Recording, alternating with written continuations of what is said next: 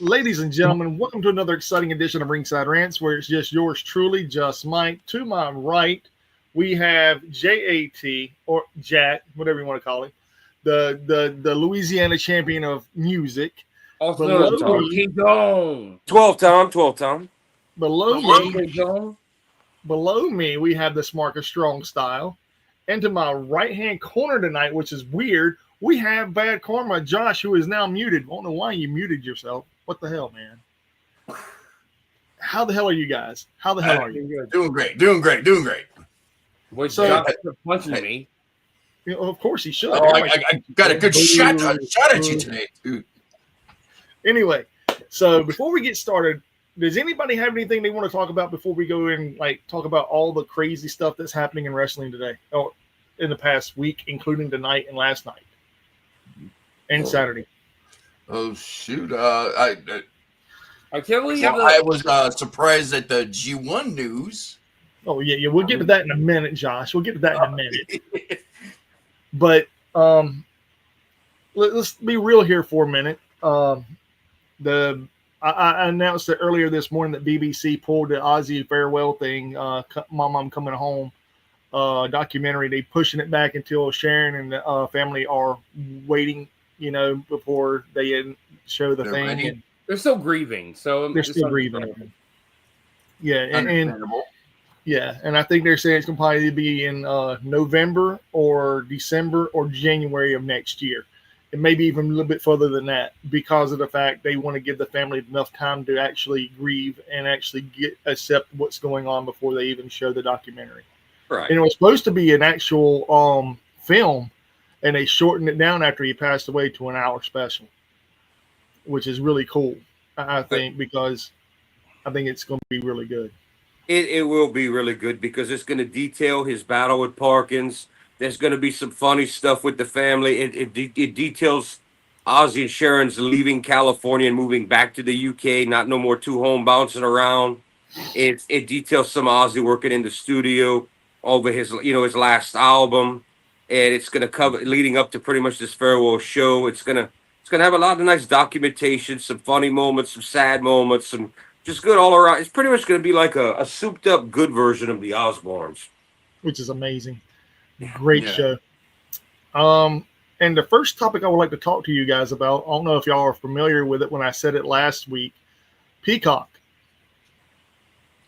TNA is now the front runner of a $10 million deal to be streaming on Peacock. Mm-hmm. How do you feel about that? The cat.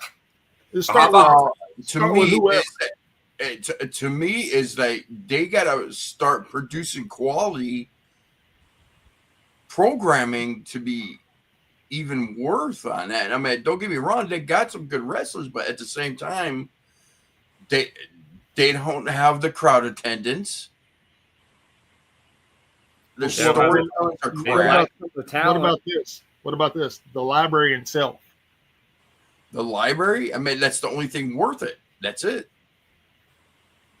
That's the only thing worth it. I mean, from the beginning of TNA through the Impact years, then back to TNA again. I mean, that's the only thing. Otherwise, there's still, if I'm not mistaken, they're still wrestling in breweries. I mean, have they had even a decent, solid crowd? 14,000. Yeah, we'll talk about that in a little bit too, there, Phil. But I mean, we're talking about something totally different at this moment. Quit trying to jump. Was that South Park? The Borat. You're a burning church. Oh, okay. Well, we'll get to that. I'm just being funny. That's all. Well, you didn't mention. I thought it was the Killer Cross thing, is what you were showing. Oh. You did mention one. But to me, it's a waste. It's a waste. I mean, they're not. I mean, hell, unless they're going to start booking better venues, at least get up to that fucking AEW type of crowd. They don't even got that. But you know what's sad? speaking of crowds, AAA did way more than TNA and AEW's been doing recently. Yeah. Oh my Those God. numbers, those Did numbers were inflated. That was proven on earlier today that they kind of backed themselves in a corner because 2 years ago they did better numbers. Oh yeah, But still, that was still a hell of a crowd. they were Not hyped too. bad, not bad. It was a lie, but not bad. Yeah. I mean, Well, I don't care about the as I numbers, was looking at it, it was like, I'm like, damn, this place is sold out. Yeah, it was nice. But my partake on the Peacock TNA deal, I think it's a terrible idea for TNA to go to Peacock because not only are you selling yourself short by going to a streaming service that the company you're actually partnered with left, and not only that, but your company is up for sale. But let's be real. The company is up for sale, number one, and number two, you're brokering a deal for them. How? Yeah. Because it ain't just WWE trying to buy them. It's them and the original half owner of the UFC, the original UFC, not the Dana White stuff. He has his own people, and then you have WWE going. And from what I understand, there's another dark horse in the running too, and I don't know who that is. They haven't said it's anybody in America. From what I've heard, it could be some people in Saudi. It could be people in Japan. I mean, we don't know. They just say it's a dark horse runner. I don't know how true that is, and that's just something I've read. But there's 3 people vying for the company, and then you're gonna try to get a deal on Peacock. Yeah, it's like by the time they about ready to go on the sale, that go on the air, they could be out of business by that time. Or sold to another company, and then boom, you got a television show that nobody really wants to watch. I don't think it's gonna be. I think WWE is gonna get it because who is WWE part? Who does WWE show SmackDown on? USA, NBC. Yeah, and that's NBC. And what's Peacock? NBC. And who's pushing for them to be competition and to merge? TKO wants to use TNA against AEW. I think that it's all going to be an elaborate plan. I think WWE is going to start putting in their producers and their people to run the show to make it more of a product like them. I think they're going to be able to draw enough buzz and put a roster together besides sending some WWE people over to bolster those ratings. And I think they're eventually going to put it against Dynamite. Just like I said, Phil couldn't say you about 2 years ago. I said, why does WWE need to battle AEW when you can get somebody else to do it for you? And if they buy, plus the tape library, like you said, I think TKO is going to get TNA. I think it's going to happen. And I do think if they build it right, they could be legit competition for AEW. I do. Even without attendance, you could put, I hate to use this guy, but just Enzo Amore being put on that damn Cruiserweight show did bolster the fucking ratings as much as he blows ass and can't wrestle. But dude, he did come out there and talk about Zilla Fatu and all this stuff, and him being. I mean, dude, it was a good promo he did again at Slammiversary. It was really good. Oh, he was at TNA. Yeah. Okay, I'm not worried. I was talking about when they added him to the Cruiserweight show in WWE that was failing on ratings, but had great action, and they put him in there, and the ratings jumped just because they put him in there. It might have been Victory Road, but I'm almost 100% certain Enzo is now part of TNA. Cup of coffee. Let me double check on this. I can't stand him, but anyway, I was just using that as an example. I always liked Enzo. If you keep people like Moose and your talent like that, and you bring over like your top mid-range talent, you send an LA Knight over there for one night. Yeah. You send a Walter over there for one night. Well, he was from TNA, so you send people like that across. That's gonna draw eyes, and you will have. Oh, we've got a double main event of we've got these 4 guys from WWE facing whoever. You'll start filling up places. You will.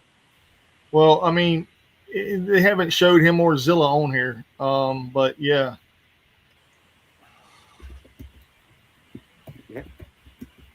Imagine, even though as much as you can't stand him, Imagine if they sent a Logan Paul over for one night. What's he doing in the Impact Zone? Yeah, pissing everybody off, but y'all watching. Yeah.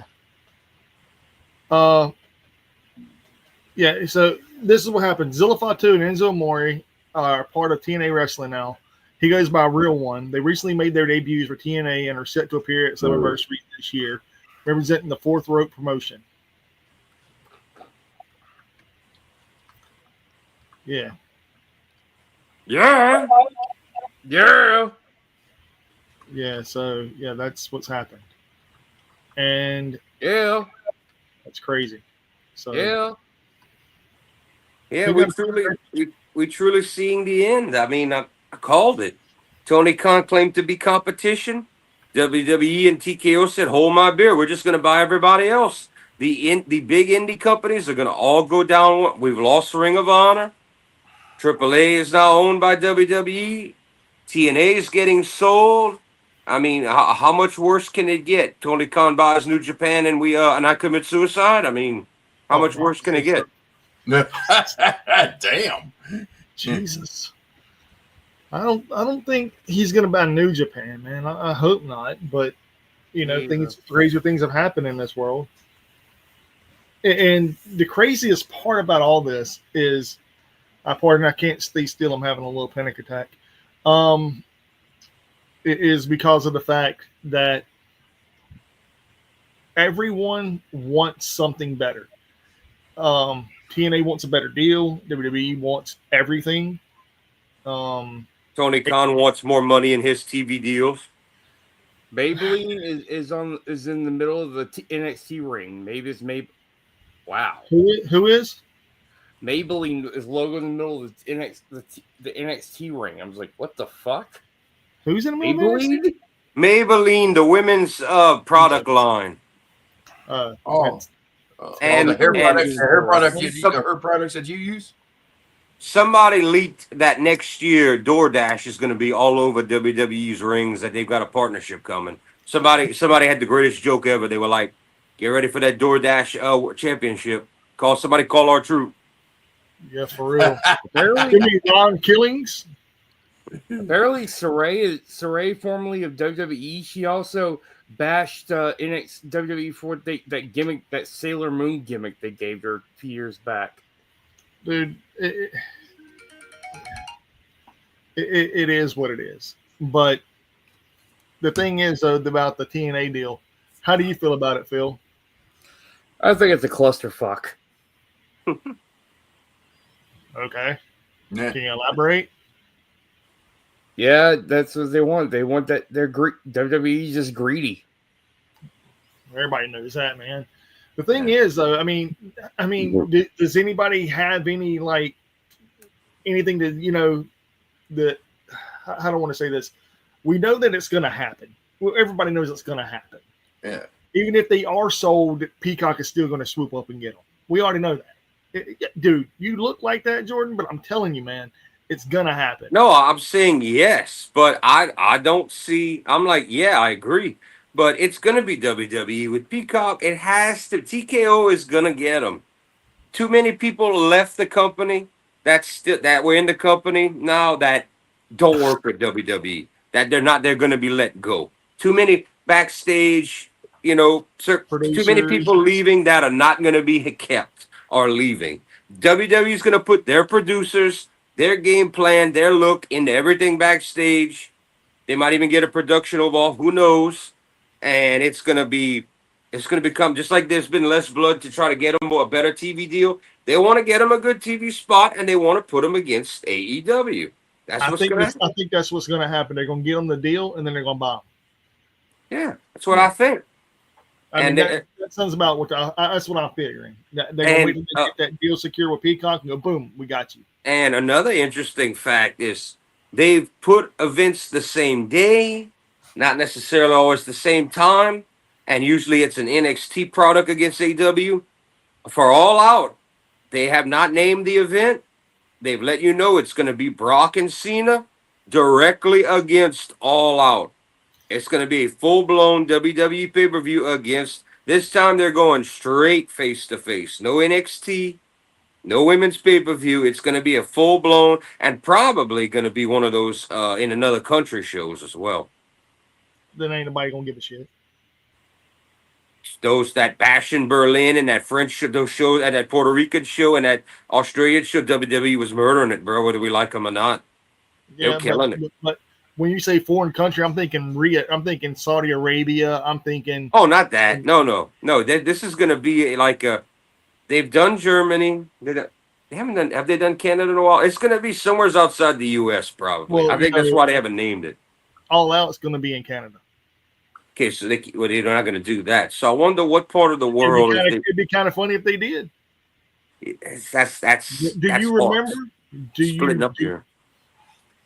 Dude, but do you remember whenever Nitro and Raw were right across basically the street from one another? Yeah, but that was at the height of wrestling popularity. We get enough people to stack both buildings. That's not gonna happen. And then in Canada, you're limiting your market versus your people. You don't want to have the two big. You could put an indie show could die against one of the big two, but why would WWE risk not being able to sell it, especially with All Out already happening? That. I think I would go in another part of the world and sell out that. Who knows? What if they did a UK show against All Out in Canada? Dude, because Forbidden Door is this weekend. Yeah, I'm talking about what if WWE against All Out? I think Forbidden Door is gonna sell out if it hasn't already sold out. Yeah. Yeah, that will, because that's over there in the UK and all. Plus, everybody thought we were getting Ospreay versus ZSJ. So, not everybody thought that. A lot of the people did, but not everybody. But we got to get excited for Nigel. I'm not. Dude, I mean, you got two Britain. I mean, he got a very huge pop when he came out. Of course, but he's not supposed to be in wrestling. If it would be 20 years ago, I'd say sure. He has zero chance to beat ZSJ for that title. Zero. I don't think he's going to win, and if he does win, it's going to be dirty. It's for the title. He can't. I mean, a win with a disqualification, but it is officially for the title. What we were worried about has come true. The guy's not supposed to be in a ring any more than Shibata. Both of those dudes are not supposed to be in a wrestling ring. That's why WWE let Nigel go. That's why New Japan let Shibata go. Too dangerous to have him in a ring. Now, Tony Khan, we know, doesn't care. You can murder somebody as long as he's making money. Look at what he did to Will Ospreay. Ospreay's wrestling. Yeah, they're hiding him with Tanahashi and beat up Kenny Omega and half-injured Gabe Kidd. They're hiding them all in a big 5-on-5, so when they go down, they can't compete. The other guys in the match could still... And a cage match. And a half-ass Kota Ibushi who's been ill, too. And a steel cage match, though. Yeah, it's going to be a train wreck. That's what people want to see. It's gonna be last man standing in real life, because those guys are gonna go until they're injured, then they're gonna stay on the mat, and whoever else is still gonna go. It's gonna be that's what it's gonna be. It's almost everybody in that match, but 3 people I think I counted are either injured, incapacitated, past their prime, or can't go. Wow. Yeah. Wow. That's the first thing I looked at. I said, Who we hiding here in this spot? This is no different than putting Braun Strowman in a weapons or no disqualification, no rules 4-man match. That's how they used to hide Braun Strowman's lack of talent, and that he would be gassed in 2 seconds. That's how they did it. So you've got Omega, who's banged up, Ibushi, who's been ill for a few years now and is not the same man, Gabe Kidd, who is injured, Will Ospreay, who is injured, Tanahashi, who almost killed himself in the G1, fell off the ropes because he couldn't even stand up on the ropes to pull his high fly flow. This is hard way, not fake. I mean, talk about when you don't care, you don't care. I mean, we're going to let him get bet. No, we're going to hide him in a 5-way, and y'all get paid, and it'll look good because it'll be this crazy, stupid train wreck. That's not what I want to see. Crazy, stupid train wreck. Because you're right, because you have what? Claudio. Tana can barely walk. Tana's going to do 2 moves, and then they're going to get the camera off of him. And then maybe in 5 minutes he could come and do 2 moves or a sling blade. Then they're going to have to get the camera off of him. This whole thing is set up for if anybody short of the 2 or 3 that are healthy. Like Claudio's healthy, Mox is healthy. Mox is healthy because of his fucking style. He just brawls and takes nails to the face, and he doesn't land on his head or do suplexes or anything like that. Claudio's healthy because Claudio's a healthy motherfucker. He's a beast. Yeah, Yuta's Claudio. healthy. Yuta's healthy. The man carried cows around in his arms on a farm when he was a teenager. The dude's strong like an ox. Yeah. And one more person in that match is at 100%. Everybody else is not at 100%. The Young Bucks are. One of the Bucks. Somebody got a fresh haircut. One of the Bucks. The other Buck has had legendary back problems for years. Yeah, but I don't know, man. I really think that it's like you said, it's going to be a train wreck. It's going to be worth watching. I actually think that might be the most epic thing to watch that night because it's going to be that insane. Yeah, and then y'all want to do a prediction for this show? Yeah. Good. Okay. All right, yeah, we'll do that. But actually, at the end, we'll do it at the end. Okay, but let's talk about something that hit hard today and yesterday, and Jericho leaving AEW. I mean, this is the first I'm hearing of it, so you're gonna have to explain how you hear this. Okay, let me explain. I'm gonna do a deep journalistic jive that Google all could right, provide. Dave Meltzer. All right, here, Dave Meltzer is the one who's been talking about it. Okay, and Chris Jericho's future with AEW is currently uncertain. He has been absent from television since April and has expressed openness to a potential return to WWE, especially with his contract expiring soon. While there is interest from WWE, there are no official announcements regarding his return to AEW. Jericho has also been involved in his music career with a tour plan for 2026, which may affect his availability. You know what I think? He's probably using WWE as leverage. Yeah, leverage. Yeah, because once he goes to WWE, he ain't gonna have that touring schedule. They're not gonna let him tour with his band. He's probably using that so he can get more money out of TK. I think he realizes that he's not get a raise or maintain the money he was paid last contract from Tony Khan, because it's kind of like how Cody left. Cody's like, I'm worth more, and he's like, no, you're not. He's like, well, bye. That's what happened with Cody. I think Jericho realizes he ain't getting $5 million this time, and or $3 million, whatever it was, and I'm not shocked by the news at all because he's a WWE alum. He's gonna make that Hall of Fame quick pay. They're gonna give him, Triple H will give him a final match. Jericho will pop the crowd. He can do the list. He can do whatever he wants. The people are gonna love seeing him. Mm-hmm. He can do a final match, final tour. The Legends deal is waiting for him. Waiting for him. Then part-time shit, and he can go do Fozzy. And doesn't have to be on TV even as much as AEW. You know, and be a first ballot Hall of Famer. Easily. He's one of the last big ones. They almost need him back. Now that you put Triple H in, Cena's not in. Punk will get in one day. Orton will get in one day. Jericho's one of the last old holdout. I mean, Big Show Big Show wasn't put in yet, was he? No. That's gonna be coming next. Wait for it. He'll be next. Jericho is going to be the biggest name because how many guys can you just say that they wrestled for literally every single company that's out there, even today? But Jericho's, he hasn't wrestled for TNA. Only one. He's wrestling GCW. ROH. GC. He wrestled in Ring of Honor. ROH. Obviously AEW, New Japan, GCW. He did. I know he did AAA, and I don't know if he did CMLL. Has he done it? Yeah. Okay, so he did CMLL.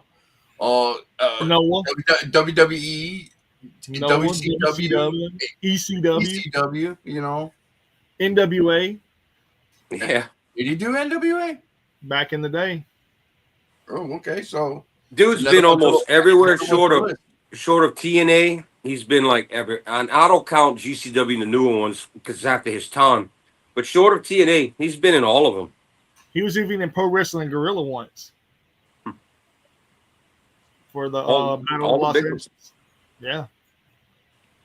I mean, Jericho is considered the GOAT for a reason. I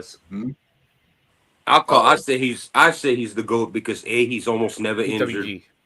and B, who else can reinvent their character a million times and still get over? Who can do that? I mean, the Learning Tree, Judas. He names the Learning Tree just to start with. The Ocho, the Wizard. Y'all are just in AEW. Y'all haven't talked about the Ayatollah of Rock and Roller. Y'all haven't talked about the List. Y'all haven't talked about it. I mean, y'all haven't talked that. It goes on and on. I mean, that even dude the just Pegasus. Even the Pegasus. No, that was Jericho. No, Jericho was something else. What was Jericho called in New Japan? The Millennium Man. There's another one. No, he was the Painmaker. The Painmaker. Well, I'm talking about whenever he was before WCW time. Like same as ECW, kind of like a Lionheart, Chris Jericho. Yeah, Lionheart. There you go. Yeah, the Painmaker, Lionheart. Then you had the Ayatollah. Then you had the man with 1,004 holds. I was there that night when he tried to do that. Phil, restart. You are lagging and jumpy, and it's scary. It reminds me of me watching a 28.8 dial-up modem, and you are blocked out, my brother.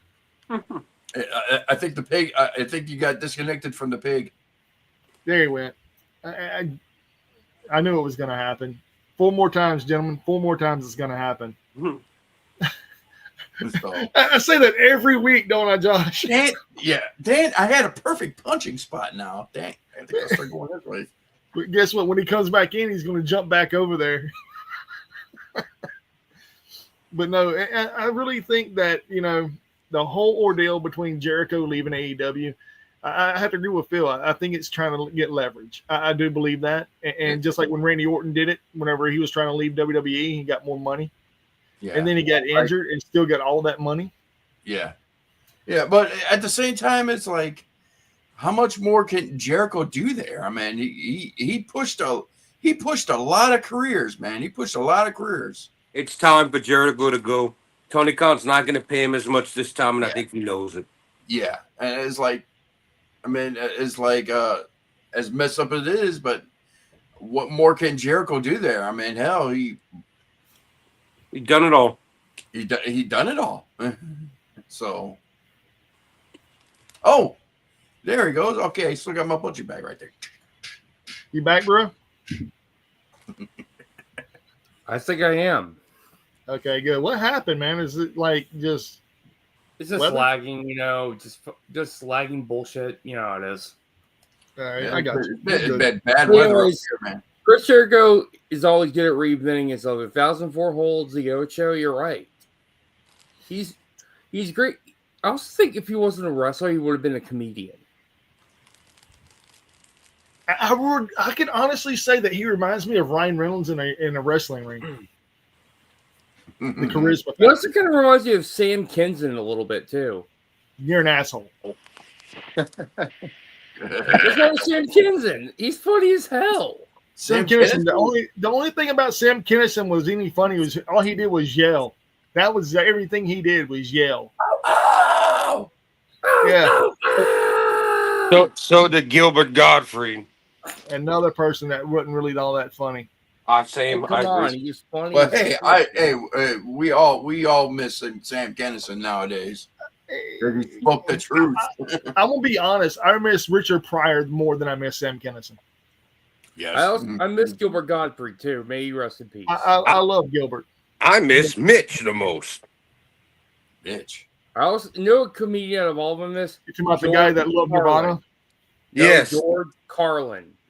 I miss Mitch. Talk about I'm gonna get me a lizard, and I'm gonna put him in a jar with a stick and a leaf to recreate what he's already used to. What was Mitch's last name? George Carlin's a good one. Yeah, definitely. Nowadays, we need a George Carlin. Carlin. We have one. It's called Louis C.K.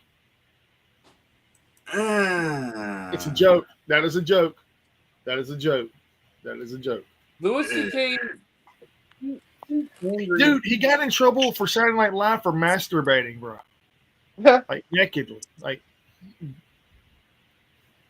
Nah. So did Pee Wee Herman, and Vince had him on a Raw.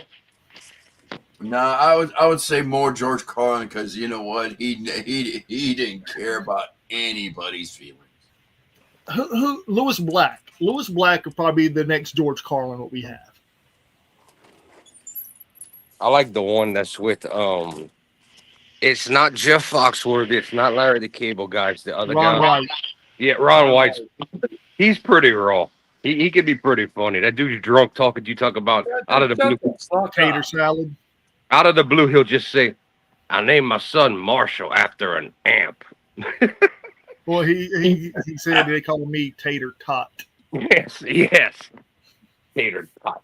Yeah, that dude's an idiot. But no, the funniest comedian that we have today that I think is funny is Rodney Carrington. He makes songs about his dick. You ever heard of him, Josh? No. Oh, dude, there's a song called "My Penis." That's all you need to know. There's this one band there's this one band from Mobile called Frycook that had a song called "Music in My Penis." That's pretty funny. There's music in my penis. I'm a grandma. Speaking of, guess who is on tour right now? And unfortunately, me and my band were going to open for them, but shit happens. Guess who's on a U.S. tour on a comeback, and I do mean comeback tour. Oh, that's easy. That's the bath. No. Goat and your mom. Who? You never saw Goat and your mom. No. Y'all never juggled that dude's balls while he's off. Can you quack like a duck? Fuck. Can you suck on the dud out your butt? Okay, I know the song. But I didn't know who the band was. And then he's got that other lead. He's got the song DP, Double Penetration. Well, I like Taint Stick. Okay, well, I'm glad you do. I don't know what that is. You know who Taint Stick is? They're great. They're hilarious. Google them, YouTube them. They're hilarious. They're great. Tank Stick. Taint Stick, yeah. I like Psycho. What's going on? Yeah, Psycho Stick's a good time. Psycho Stick's good too. Yep. That's a fun time. Girl directions. I seen your other comment, but it didn't pop up on YouTube because of language. Yeah. Taint Stick is a satirical American hard rock band. They signed to Suburban Noise Records. Their debut album released on October 27, 2009. In 2010, frontman Jason Ellis. He's right. We are getting away from the wrestling comments. Yeah. We're what? I'm sorry. We had a film moment. Yep. Carlin was just a whiny bitch. Listen again. Look, wrestling related. Oh. We do have a lot of wrestling to cover in the news. We do have a lot of stuff that happened this week. Yeah. All right. We're more or less talking about Jericho. Then we were talking about his touring schedule. Then we just went off subject about music. So, but it looks like Jericho's probably more likely done with AEW. I mean, and in all fairness, I'm like, there's nothing much more for him to do. I mean, I didn't see a link. I wouldn't lie. If I could watch it or have a way to watch it, and I can watch Jericho on WWE television in a final run, I would watch it. That would be hilarious. I would watch it. Just his segments, I would watch, and his matches. Because what do you think about Jake Hager retiring? I didn't hear about that. That's kind of it's kind of old that happened like I think 2 weeks ago, but we never really touched subject on it. But because it was nothing really that big. That's how big Jake Hager is. I mean, at the time he did make an impact, and all of a sudden, it's like he always said, "I'm going to be a big problem," and that's the end of it. He should be thanking Jericho for giving him a job and that AEW money he got, and what they were called, the inner circle. He should just thank his lucky stars for Jericho getting him paid for him not being able to talk. And it really like that hat too. Yeah, I was about to say I like that hat. He really liked that hat. That But was you so know what? Jericho. Sometimes he did have some good comedy spots too. That was, I can guarantee you, that was Jericho behind the scenes telling them do this, do that. I guarantee you. Oh, we will. We'll definitely look that up there, country. I promise you. Dude, there's a lot to talk about, though. But no, here's another one that people were wanting to talk about. Jimmy injuring another wrestler. Jimmy injuring a wrestler. That's where I was going. He injured another wrestler. Yeah. I mean, Seth Rollins did it to Becky, and Jimmy did it to Naomi. Yep. Expect Naomi to be relinquishing that belt because she is prego. Yeah, the crazy thing is, man, I mean, I get wrestling in the middle of the ring where people can watch, and then you go home and wrestle with poles. I mean, Netflix and chill. Yeah, they do that Unreal segment. There was no chill in that segment. It was all Unreal. You went to Popeyes and did chicken and dickin'? It was Raw at home version. Hot fast chicken and dickin'. That's fucking good, dude. You never heard that? Them girls were saying that 6 months ago all over the internet.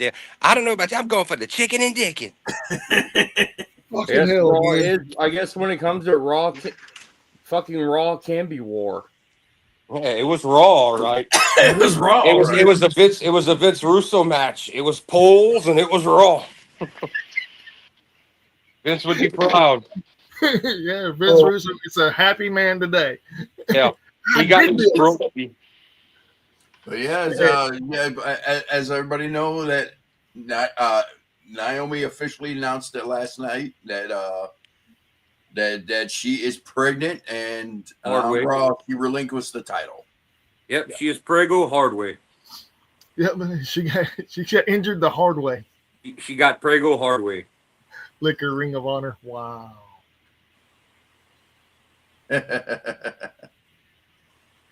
But no, the funny thing I think about the whole situation is everybody was unexpectedly, like I said, I was making a joke. Jimmy don't have a title and she did, so he was like, "Watch this shit, hold my beer."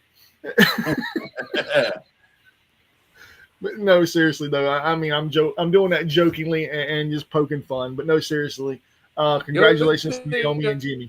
I have a feeling that Jim Cornette's probably going to have a field day about this.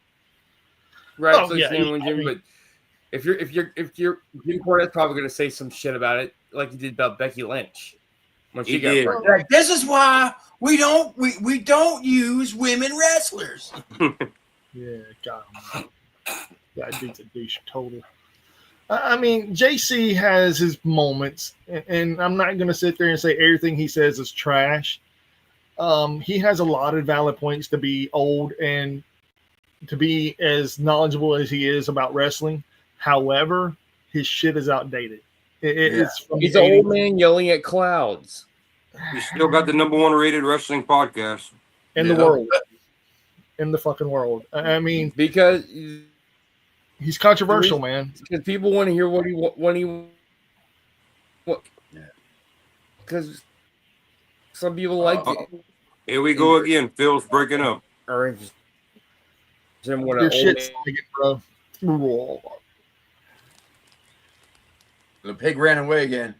Oh dear God! I gotta take him away. Jesus, man. We need a counter. We need a counter at the corners, like two takeaways. All right, is he back? Watch when he comes back. Just give him the 2. I'm back. 2! That face says like he wants to say fuck us so bad.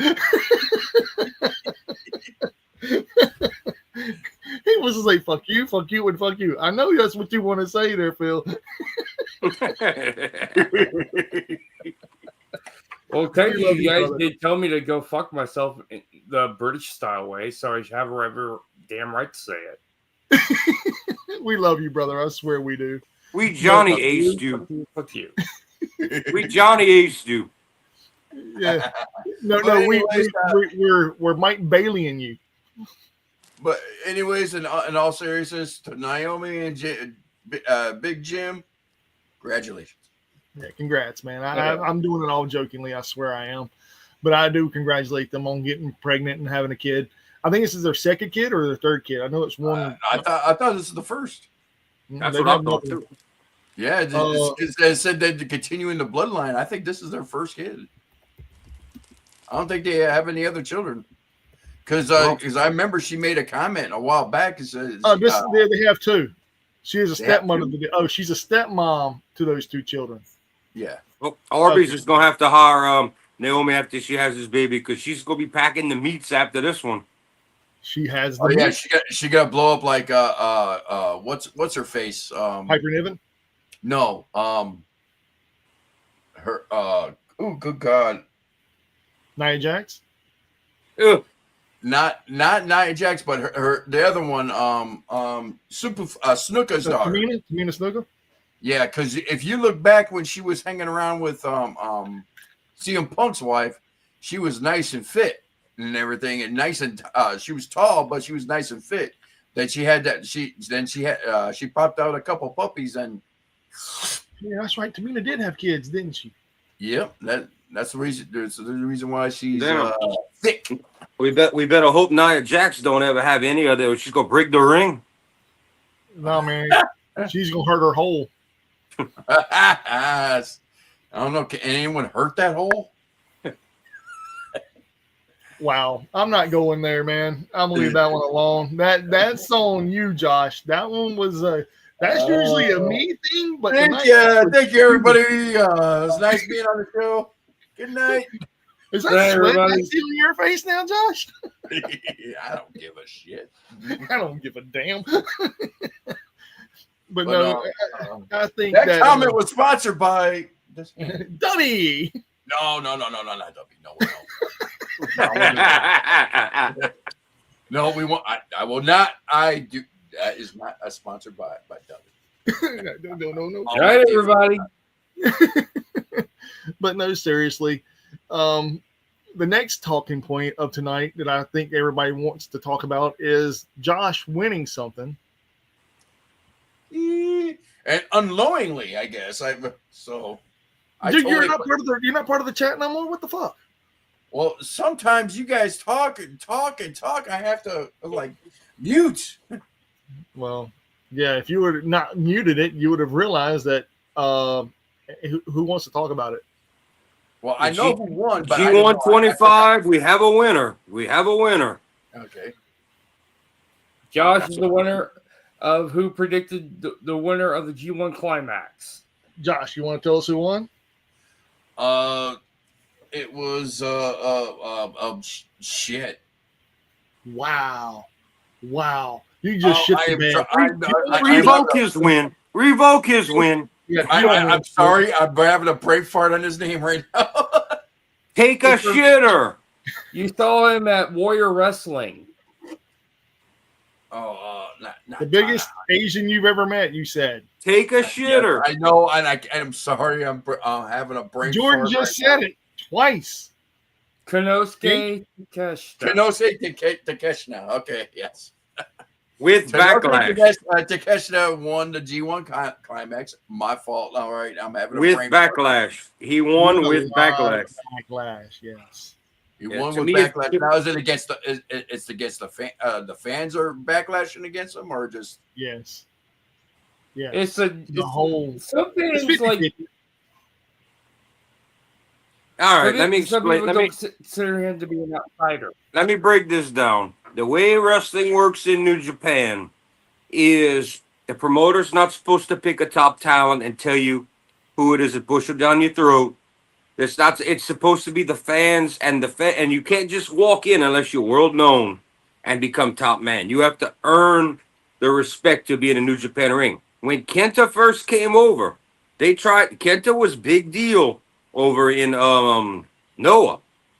Kenta was massive, world champ. Fans did not want to like Kenta. They booed him. They turned him heel. They put him in Bullet Club. Eventually, he got over, and the fans said, "You've earned our respect." Ibushi comes from DDT. Everybody, rich kid, doesn't have to work for a living, doesn't have to wrestle. He earned the respect of the fans. Just 1 year ago, Shota Unomano, who has the rub from Mox, was a young lion. When excursion come back, they pretty much were telling you, like Jim Ross was yelling blue chipper for Rock, or when Vince pushed Roman Reigns, they're like, Shooter's going to be the new Tana. They let it. He did not win the G1, but he won the match after. He main evented Wrestle Kingdom, and the fans booed him. They were totally behind ZSJ, saying he did not earn it. You come here a year late, not even a year later, the same year, and you've got Takeshita, who's been in the company for 1 year. That's it.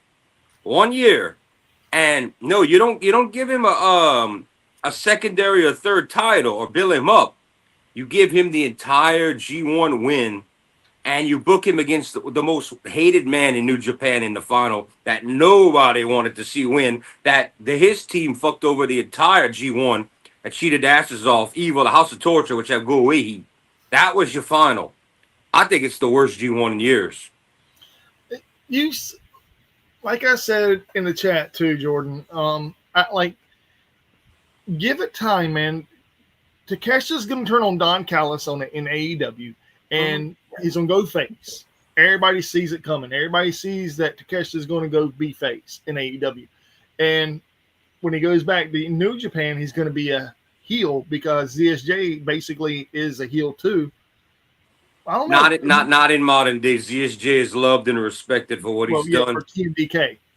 Yeah, since he joined TMDK, he's completely face. In Suzuki Gun, he was a tweener because half the world loves Suzuki Gun. I love Suzuki Gun. That was my favorite faction. But ZSJ was never hated. He was tweener. He's pretty much face. Yeah. And he respects Tana. He shakes hands. He does all that. ZSJ's just like, I'm damn good and I know it, and I'm gonna fight and I'm gonna defend this belt. But he may be arrogant, but he's also respectable of the business. That's why people love ZSJ. He's very respectable. Everybody says, "Hey, to everybody," that's why people love ZSJ. He's a giant dickhead, but he's our dickhead. That's what everybody says. And I he's our scumbag. Yeah, it's pretty much the same thing. And ZSJ is the #1 British wrestler. He is. I mean, Ospreay's up there, but ZSJ has held that Rev Pro title before he was New Japan, when he was part-time. Then in the pandemic, he became full-time New Japan. I mean, he's earned it. He's earned where he's at to be 2-time champ. And I'm glad he got a second run. He's a checker. He's still a checker. What, Mike? What did you say, Phil? What about my pecker? Good night, everybody. Anyway, no, what I was saying is ZSJ. That ZSJ is a techer. Oh yeah, he's. I thought he said pecker too. I'm not even lying, Josh. I did. Good night, everybody. No, he is a technical wrestler. Yes, he is. He's very techy. But the thing is, though, ZSJ, whenever he first came in, he was a cruiserweight. Hell, even WWE used him in the inaugural cruiserweight championship. He was treated as a heavyweight everywhere else. Only WWE treated him as a cruiser, and they told him he wasn't allowed to have any personality. And ZSJ is boring if he's not allowed to talk and have a personality. I was so bored of his matches in the Cruiserweight Classic. But when you give him his personality, that just takes him to a whole nother level. When he talks that smack, when he's cocky, he had to wrestle with no facial emotions, no nothing in the Cruiserweight Classic, and it made him plain and boring. Just like it's the equivalent of when they had Buff Bagwell go out there to fight Booker T on WWF, and they told him, don't look at the camera. They told him, don't, and he's like, well, that's my whole gimmick. It's what I do. I'd stare at the camera and I pose and I say stupid, and they were like, don't do that. They didn't want to get over. You had nothing without Buff was nothing without that. That is who Buff was. Buff was not the stuff, man. That's the thing about WWE. They tell you, we don't want you to be yourself. They basically feel like you're just another random expendable. Oh, yeah, they love to let you know it, too. Yeah. And Marcus Alexander Bagwell was not – and when he first came in WCW, he was with him and Scotty Riggs. They were what they call America's team or American males. American males. Yeah. Don't Yeah. sing it, Phil. Don't sing it. Don't sing it. Jimmy Hart should be shot for that one. But that right there reminded me of Wham. It really did. It reminded me of. They were like male strippers, which is what Buff was, a gigolo at one time. But yeah, he was. Yeah, he was. Yeah, I mean, he was one of those paid escorts for the older women after he got out of WCW. But Buff had the look. He had the talk. He wasn't great. But he did. It was in B movies. He did have a beautiful drop kick until Kazuchika Okada was born. Yeah. And dude, he had a good suplex too, man. And the blockbuster, the blockbuster was nice. Not a bad move. Not a bad move at all. His blockbuster was epic. That was pretty much like a super stunner off the top rope with a flip. It was better than Disco's Chartbuster, which was the Stone Cold Stunner. No, good God. Disco. I mean, you have at the time. I didn't know he actually had a finish because I thought he got his ass kicked the whole time. He did Stone Cold Steve Austin's jawbreak. It was called the Chartbuster. He did the stunner. That was his finisher. Then he did the Inferno or something called the Inferno. It was it was dumb. But in all reality though, Disco Inferno, maybe everybody wants to talk shit about him, but I can honestly say this about Disco Inferno, and this is the greatest thing about Glenn Gilberti. The motherfucker could talk. He can talk. Now his podcast is trash, but the man can talk in the ring. I mean, I can't stand to hear him talk. I can't either. But he had him and Alex Wonderkin. Alex Wright. Yep. Wonderkind. But there's a difference there. Ric Flair wanted to put some promotional behind Alex Wright. Disco wasn't going nowhere. So if I'm going to give Disco Inferno one thing, he never hurt nobody, but he was never a great worker neither. He was a good hand. Man. I mean, he made money. He made money, dude. I mean, he made money. He made lots of money. It's not like how Mike Awesome, the fat chick thriller. Oh, God, that 70s guy. That 70s guy, the fat chick thriller. How you waste a Mike Awesome, not in one, but the two biggest companies is beyond me. Dude, WCW messed up with a lot of ECW wrestlers, man. WWF fucked him over. Sandman Hack. I mean, really? The only person they ever did right from ECW was Raven. Raven, yep. And Eric Bischoff said he did not get the character. He didn't understand it one bit. He wasn't supposed to. I mean, the whole flock and everything, that was Raven. I mean, that's literally Raven. Eric was older. All right. All of ECW was based off the 90s and grunge and all that. Paul Heyman says it all the damn time. Raven's character was very much that Gen X and that. And Bischoff was older than that. He didn't get it. Bischoff was like, we ride bikes and we're tough guys and I do karate. And I sit in the corner of the ring and I pout and I don't care about life. And so he didn't get it. So when he was backstage, he said, anybody wants to leave, raise your hand. Raven went. And that's when he left and went back to ECW. He wasn't happy. But in the same breath, you can say all that about WCW. Who really misused Raven? Vince. When Vince got wind of who Raven was when he went back, oh, that's that Scotty Flamingo guy. Yeah, he's trash. Yeah. All they did was they put the hardcore belt on him a bunch of times. That's it. They had nothing for him. Vince was like, I don't want nothing to do with this. It's the same thing happened when he was in TNA. Who's the Control Your Narrative guy? EC3. Yeah. Well, he was in WWF years ago. WWE. Vince didn't like him. He went to AAA, became EC3. He went back to WWE. When Vince found out who he was, he went, pull the plug. Can't stand the guy.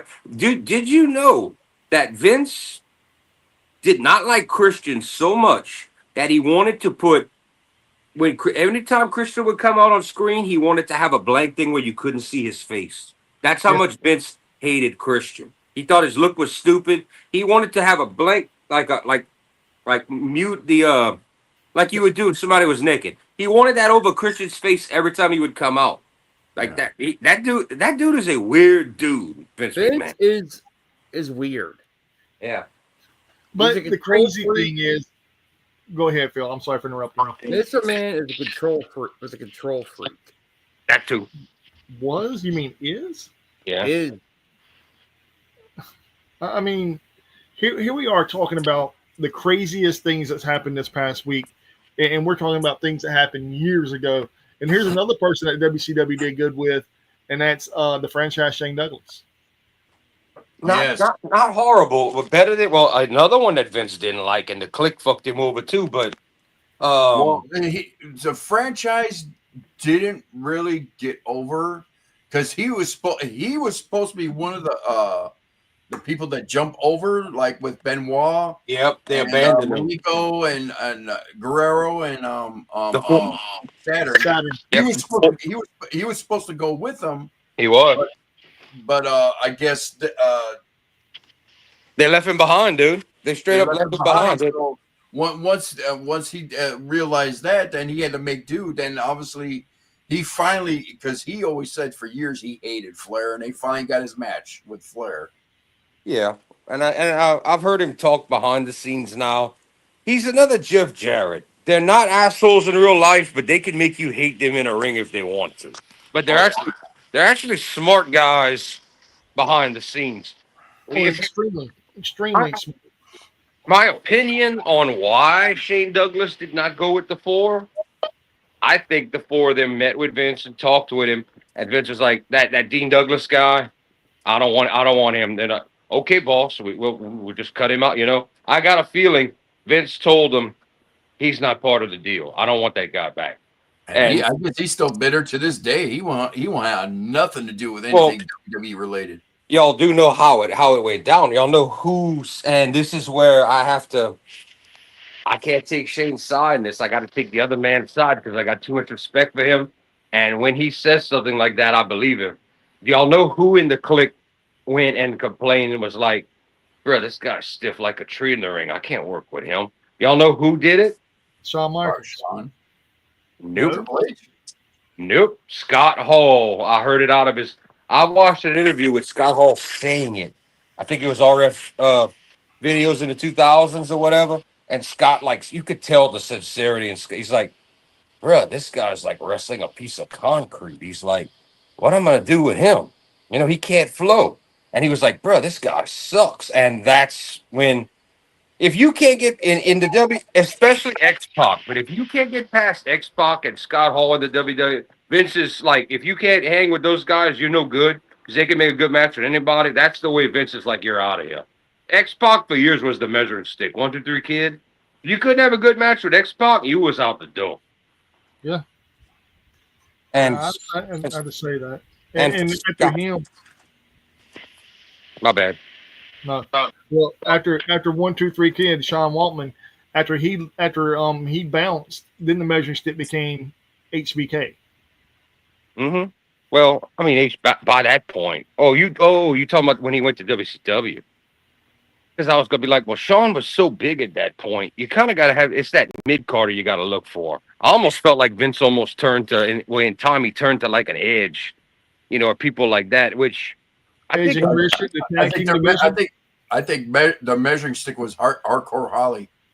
Oh, yeah. That's a good one. And if Vince didn't like you, he thought you'd cause trouble, he'd put you in the ring against like they heard about the Dudleys. He put them straight, and the APA said they let him have it for real. They were like, y'all ain't having your way around here. That first match was hard way.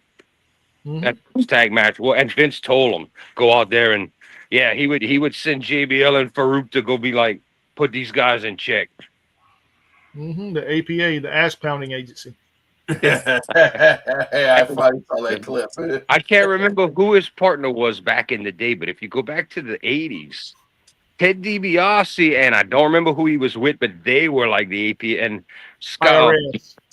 Okay, because you had a very young Sting, Steve Borden, and a very young Jim Hellwig come into a company, and they were like these bodybuilders and Blade Runners. Yeah, well, before Blade Runners, they got in the ring, and Ted and them were like, oh, yeah? Let's see how much you boys want to stay in the ring. And Sting says they put him through the ringer. He was like, y'all getting ready to learn this ain't no fake shit. They beat the shit out of him. They were like, let's see if y'all gonna last more than one night in this ring. And You know what's crazy, man? For all the rock and wrestling, Hillbilly Jim was there, but Million Dollar Man was never in the cartoon. Well, Million Dollar Man wasn't wasn't there at that time, because you're talking like very. You're talking like mid '80s. It He was there in the mid '80s. Million Dollar Man didn't hit till the late '80s, early '90s. That cartoon series. It happened between 2 and 3. I want to say WrestleMania 2 or maybe after WrestleMania 2. So they would, because you got to think this is the 80s. There's no computers yet. They're still drawing all this shit. So it takes them a year just to draw a cartoon. That's a good thing. And it only lasted one season. So somebody mentioned that by the time the cartoon came out, some of those guys were already gone because they had been drawn that early. I forgot to mention that. Somebody brought that up in on a historical facts thing. They were like, the cartoon came out, but some of these guys were already gone. But I think Ted DiBiase was 86 for WWF. I could be wrong. I think he was definitely 87. Because the first WrestleMania was 84, right? 85. Okay, 85, 86, 87. So 87 would be WrestleMania 3. 88 would be 4, and we know he was definitely there. But if he was there for 3, then I would put him in 87. I don't think he was in WrestleMania 3. I don't remember him being in 3. I remember 4, definitely, because the whole tournament's based around him. Because 3 is the Slam, right? Yes, 3 is Andre and Hulk and Savage and Steamboat. Yeah, okay, so he has to be after 4. He was in 4 because 4 was the tournament.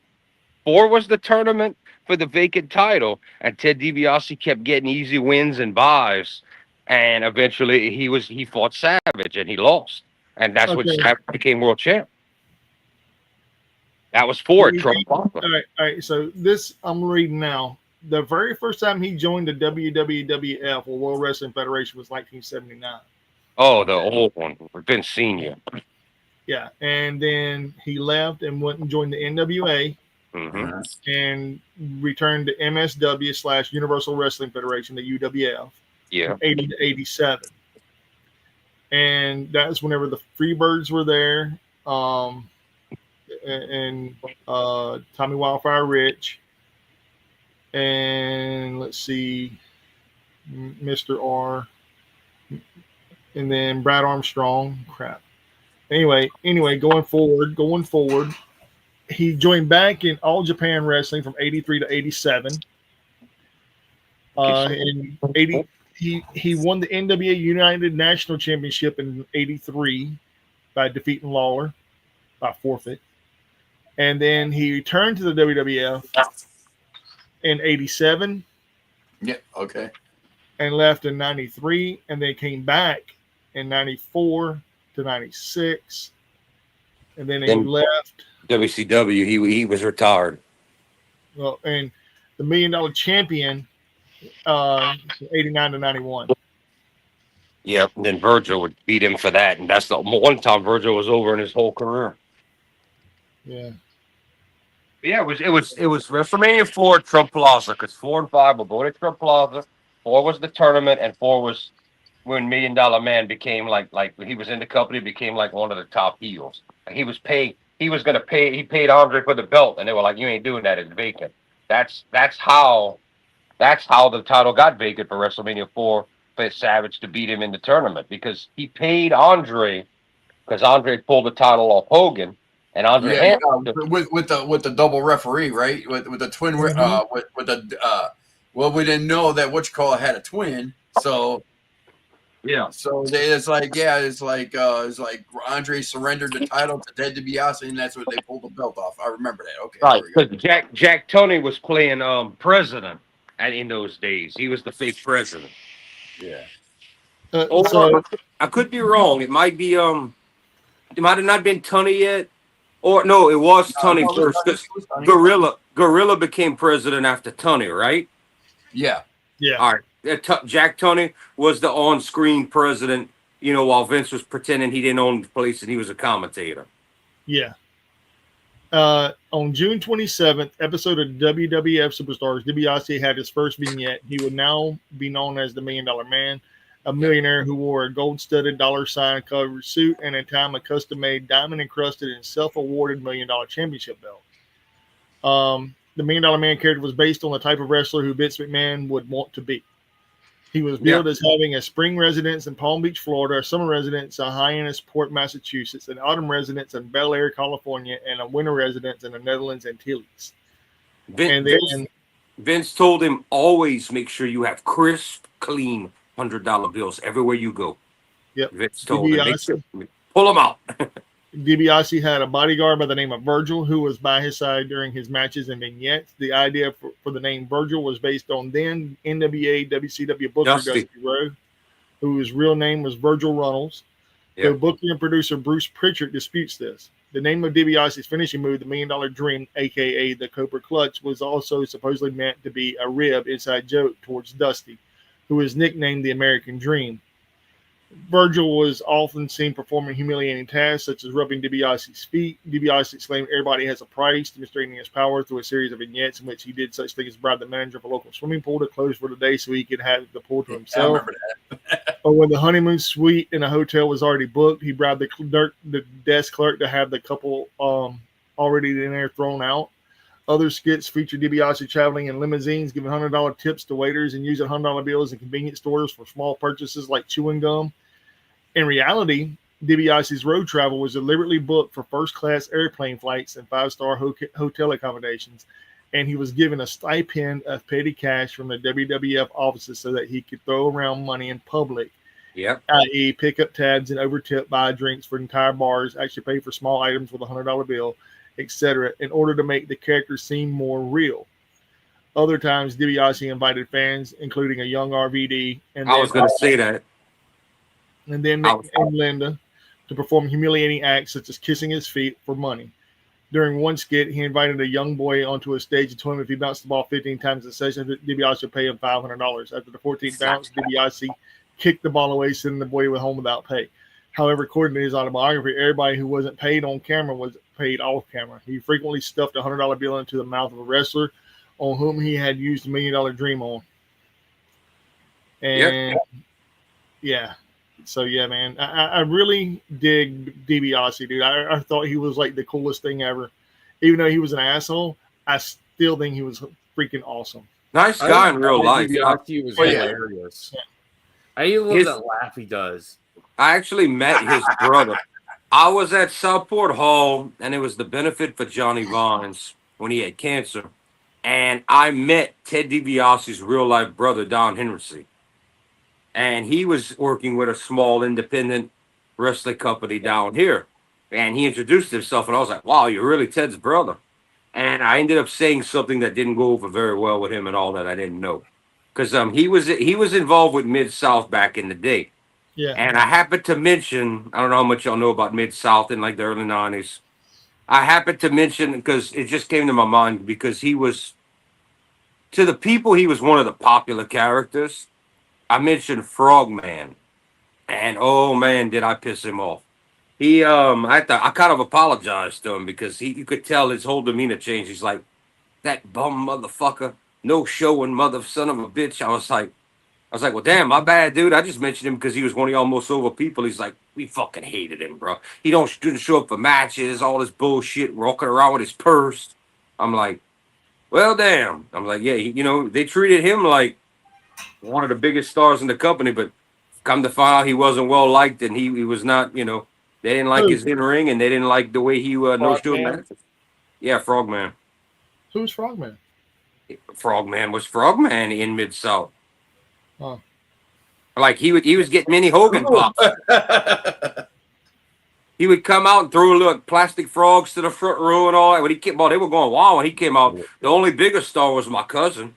When Amos Moses came out in the main event, we went down the bayou. They went fucking nuts. They were ready to riot. And then when his partner got jumped by the tag team and they lost, and they carried him out on the table like a stretcher, my aunt was trying to jump the rails. Like, fuck you, motherfuckers! I kick all y'all asses, boy. She tried to jump the barricade. But she was wild. if they really wanted to market Mr. Iguana, like really market Mr. Iguana, he should come out with a bunch of iguanas and throw them out there in the crowd at random. Oh, hell no. They're going to make you buy that like Ray's Mask. They're going to sell cheap iguanas. I know they will. Dude, Oh, yeah. speaking of sell 'em. which. Oh, the foam. Okay. Yeah, well, did anybody watch Triple Mania? Yes, I watched it. Okay. What was your thoughts on it, Josh? One, I was staggered on the attendance. Even though they said it was kind of fabricated of how many people there, but still there was a lot of people there. I mean, it was sold out. It was sold out. I don't think they said that they fabricated the attendance. They fabricated the fact saying it was the greatest attendance ever because they had proof showing that 2019 had more people. Yeah, and you debunked it. It was Meltzer that debunked it. Yeah, well, fuck Meltzer. Anyways, as a whole, I like the concept of their version of a Royal Rumble. Yeah, it was kind of cool. It's like you either go throw them over the rope, or you pin them or submit them, just like New Japan. Yeah. So I was like, okay, this was new and interesting, and Microman versus Homos. That was funny. I saw clips of this. Oh my god, it was hilarious. Did you just see Microman just looking up at Homos and this? Yeah. And Microman tried to run the ropes on him. He just stuck his foot out. Yeah. A quick note on AAA. I'm not trying to change the subject. Conan inducted into the AAA Hall of Fame by Rey Mysterio. Much deserved. Which I'm assuming his WWE version's gonna be coming soon. I don't know because Conan barely. He had a cup of coffee as that character over there. Whereas WCW, he did good. And before he was in WCW, he was Hogan levels of popular in Mexico as the heavyweight champ. Oh yeah, he was huge. I mean, I didn't know Conan was 61 years old either. That's why he was huge. He was already 30 something when he came into WCW. He was already 30 something. He wasn't a kid. Yeah, I know. I seen a couple of his older matches, like I see a dog collar match that he was in AAA. Mm-hmm. So, but as a whole, I was actually very happy. It was kind of weird to hear everything in a different language, and I'm like thinking to myself, is this how other people in the world's when we're English and try to translate to Spanish? Oh, guys, by the way, I have an announcement on September 16th, Tuesday night of Ringside Rants. I will not be not on the show. I will be seeing Judas Priest and Alice Cooper live. Yeah, lucky fucker! Congratulations! It's for my birthday. Which both of them are on fire, by the way. They opened for Scorpion's big anniversary, and this was the exact same night as Ozzy's tribute, and Priest and Alice Cooper murdered it. So they're making a DVD of it, but they murdered it. Alice played like 16 songs, 17 songs. Priest did like 12, 4 off a Painkiller. So you're in for a good time. Yeah, I've seen Priest before. I know they're coming up to Chicago area. I know they're coming up to Chicago area. I might have to get a ticket for that one. I got 4 seats too for $145. Worth it. Hell yeah! I'm gonna be at my VIP table August 30th for Crowbar, I Hate God, and Thou. It's gonna be the triple threat from Louisiana, and I will be at my VIP table right there up front with bitches bringing me beer while I enjoy myself. Congrats, brothers. This is probably the most expensive ticket I have ever bought in my entire life. You know what I'm gonna do for mine? I'm gonna buy lawn. Then I'm gonna go up to the reception area. Be like, I'm gonna have my cane with me. And be like, I kind of need a handicap seat, and I get put right into the the seating area. Like, yeah. 9 Inch Nails tomorrow. You won't be there. Damn. That sucks. He puts on a good show. Trent does put on a great show. Actually, And I'm there- going. I'm Didn't you going. used to live right where you used to live, Yeah. Jordan? Somewhere out in the outskirts of New Orleans? At He one has a- point, he did live down here for a little while. He had a did in the mausoleum. 90s. He had a mausoleum down there. You also had a recording studio where Phil did the vocals for like the last two Pantera albums, if I'm correct. I know that Marilyn Manson was the first act he signed to his label Nothing Records. And I know that he used our Guitar Center, which was his musician's friend at the time, to get his equipment, Trent, because that was the first tip off when I saw him taking musician's friend of New Orleans. And then I was like, this fucker's got a house here. And then towards Baton Rouge, Rob Zombie has a house here that I didn't know about. Okay. John Goodman lived in New Orleans for a while too. Yeah. White. I'm going to be at 9 Inch Nails tomorrow. So Nice. You are? Nice. yeah. Dude, White Zombie's old bass player lives in New Orleans and owns a bar down here. Oh, Pepper? No. Yeah, Pepper does own a bar in New Orleans. Not Pepper, Sean from White Zombie, the chick. White Zombie. Yeah. Oh, Pepper, she's hot. Yeah. Oh, No, Shauna. Yeah, Shauna. Shauna. Pepper also owns a bar in New Orleans. Pepper from Down and Corrosion of Conformity. Corrosion of Conformity have just finished tracking their new double LP album. So you're getting a new double LP from them. Crowbar and I God are on tour right now. Down is 3/4 finished with their new album. So probably after the end of the Pantera tour, Phil will track his vocals. I expect the new Down album next year. That's what I'm telling you about. I did like their Down 3 album. That was pretty good. I love this on March of the Saints. 3 to me was the weakest, but they were displaced because of the hurricane. And they had to go to California and record that one. I rather Down's 4, part 1 and 2 to 3, but Down 1 is always going to be legendary. To me, Down 4 EPs are pretty good too. To me, Down 2 is the greatest because I know the story. They all went on Lake Pontchartrain on the North Shore in a barn with recording gear and just stayed there for a bunch of weeks and had a mountain of beer cans taller than the barn and recorded everything out there just like they were at the camp just chilling. And to me, that's why the music flows. I actually got that whole entire CD signed. A Down 2? Yeah. You got Rex and all who was in the band at the time? Yep. Right here. Hold on. I'll grab it. I got to see Superjoint live. That was pretty awesome. Yeah, because you're not going to see that I no more. did too until I hurt my neck. Yeah, because Down has changed some members through the years. Good old Pat's still on bass. Todd, Sexy T never went back. Rex never went back.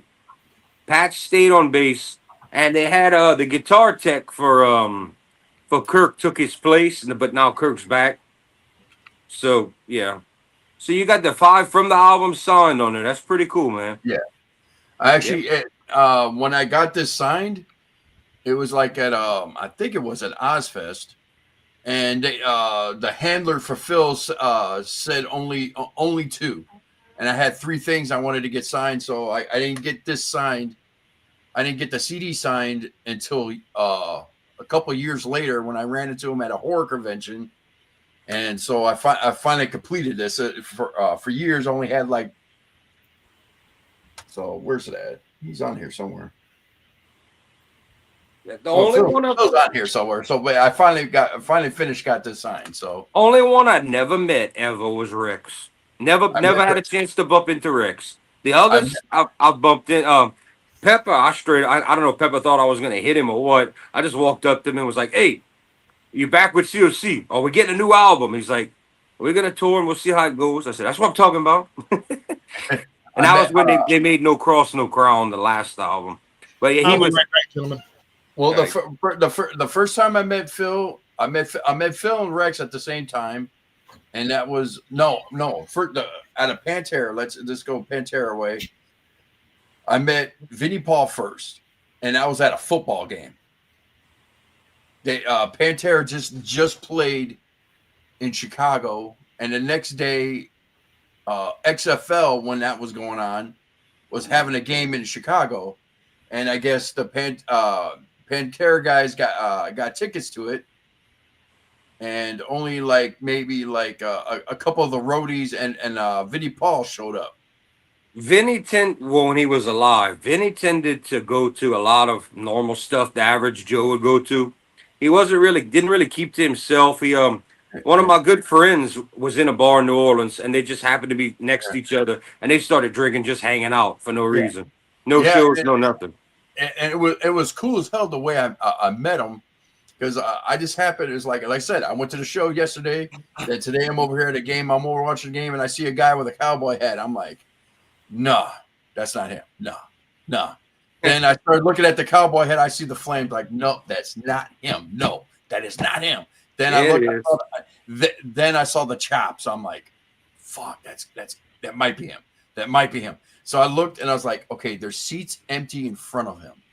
And I was like, let me make my way down there. So I go, make my way down. I sit down in front of him. I didn't make it obvious. Then I just happened to turn and looked. I was like, holy shit, you're Vinnie Paul. He's like, what up, brother? It's like, so I got to talk to him for a little bit, and we were watching the game and all that. And it's like, cool, man. It was nice to meet you. Then he pulled out a shirt. He's like, you got anything for me to sign? I was like, I didn't even ask for an autograph. And I was like, he's cool. He was cool like that, bro. I was like, it's like just so happened I had the concert ticket from the night before in my wallet still. So I had him sign that. Yeah, one of my best friends drank with him for like an hour or two at a bar, and he was buying him drinks. My partner and an ex-girlfriend of mine actually bumped into him in a club, and they hung out for a minute. And she said he was like, "So you gonna suck my dick?" And she was like, "No," but I had to ask her 3 or 4 times because she was wild. I said, hey, be honest. Did you suck his dick? Because, I mean, that just seems like something you would have done. She's like, nah, I wouldn't. I said, I was like, I wouldn't be mad if you told me you did. Yeah.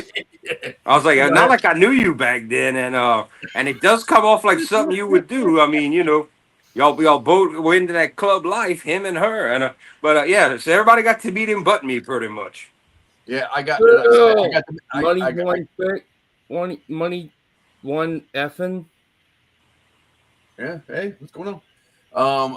I got, like I said, I met Vinnie Paul first, then I met Phil and Rex on the down tour of Ozfest, and I met Phil again with Super Joint Ritual. So, but the only one I never met was Dime. I never got a chance to meet Dime. May you rest in peace. And the only time I got to be anywhere close to him was actually the gravesite. So I made a pilgrimage out to that. Yeah, I remember you telling me you went and saw the brother's gravesite. Well, I didn't say. Well, this is before Vinnie Paul passed away. So okay. So Dime's grave was wide open. So I got you. People messed it up, man.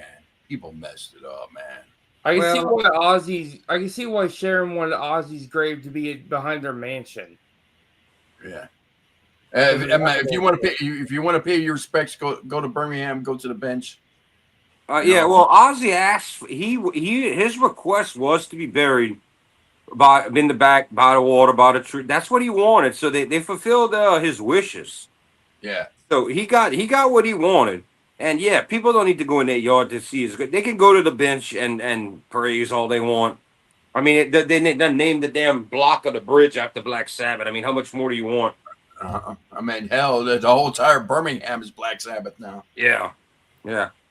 So, anyways, what else is going on? I know we haven't touched on the Danhausen subject yet, so we'll wait for Mike to come back on that because he knows more about that than us.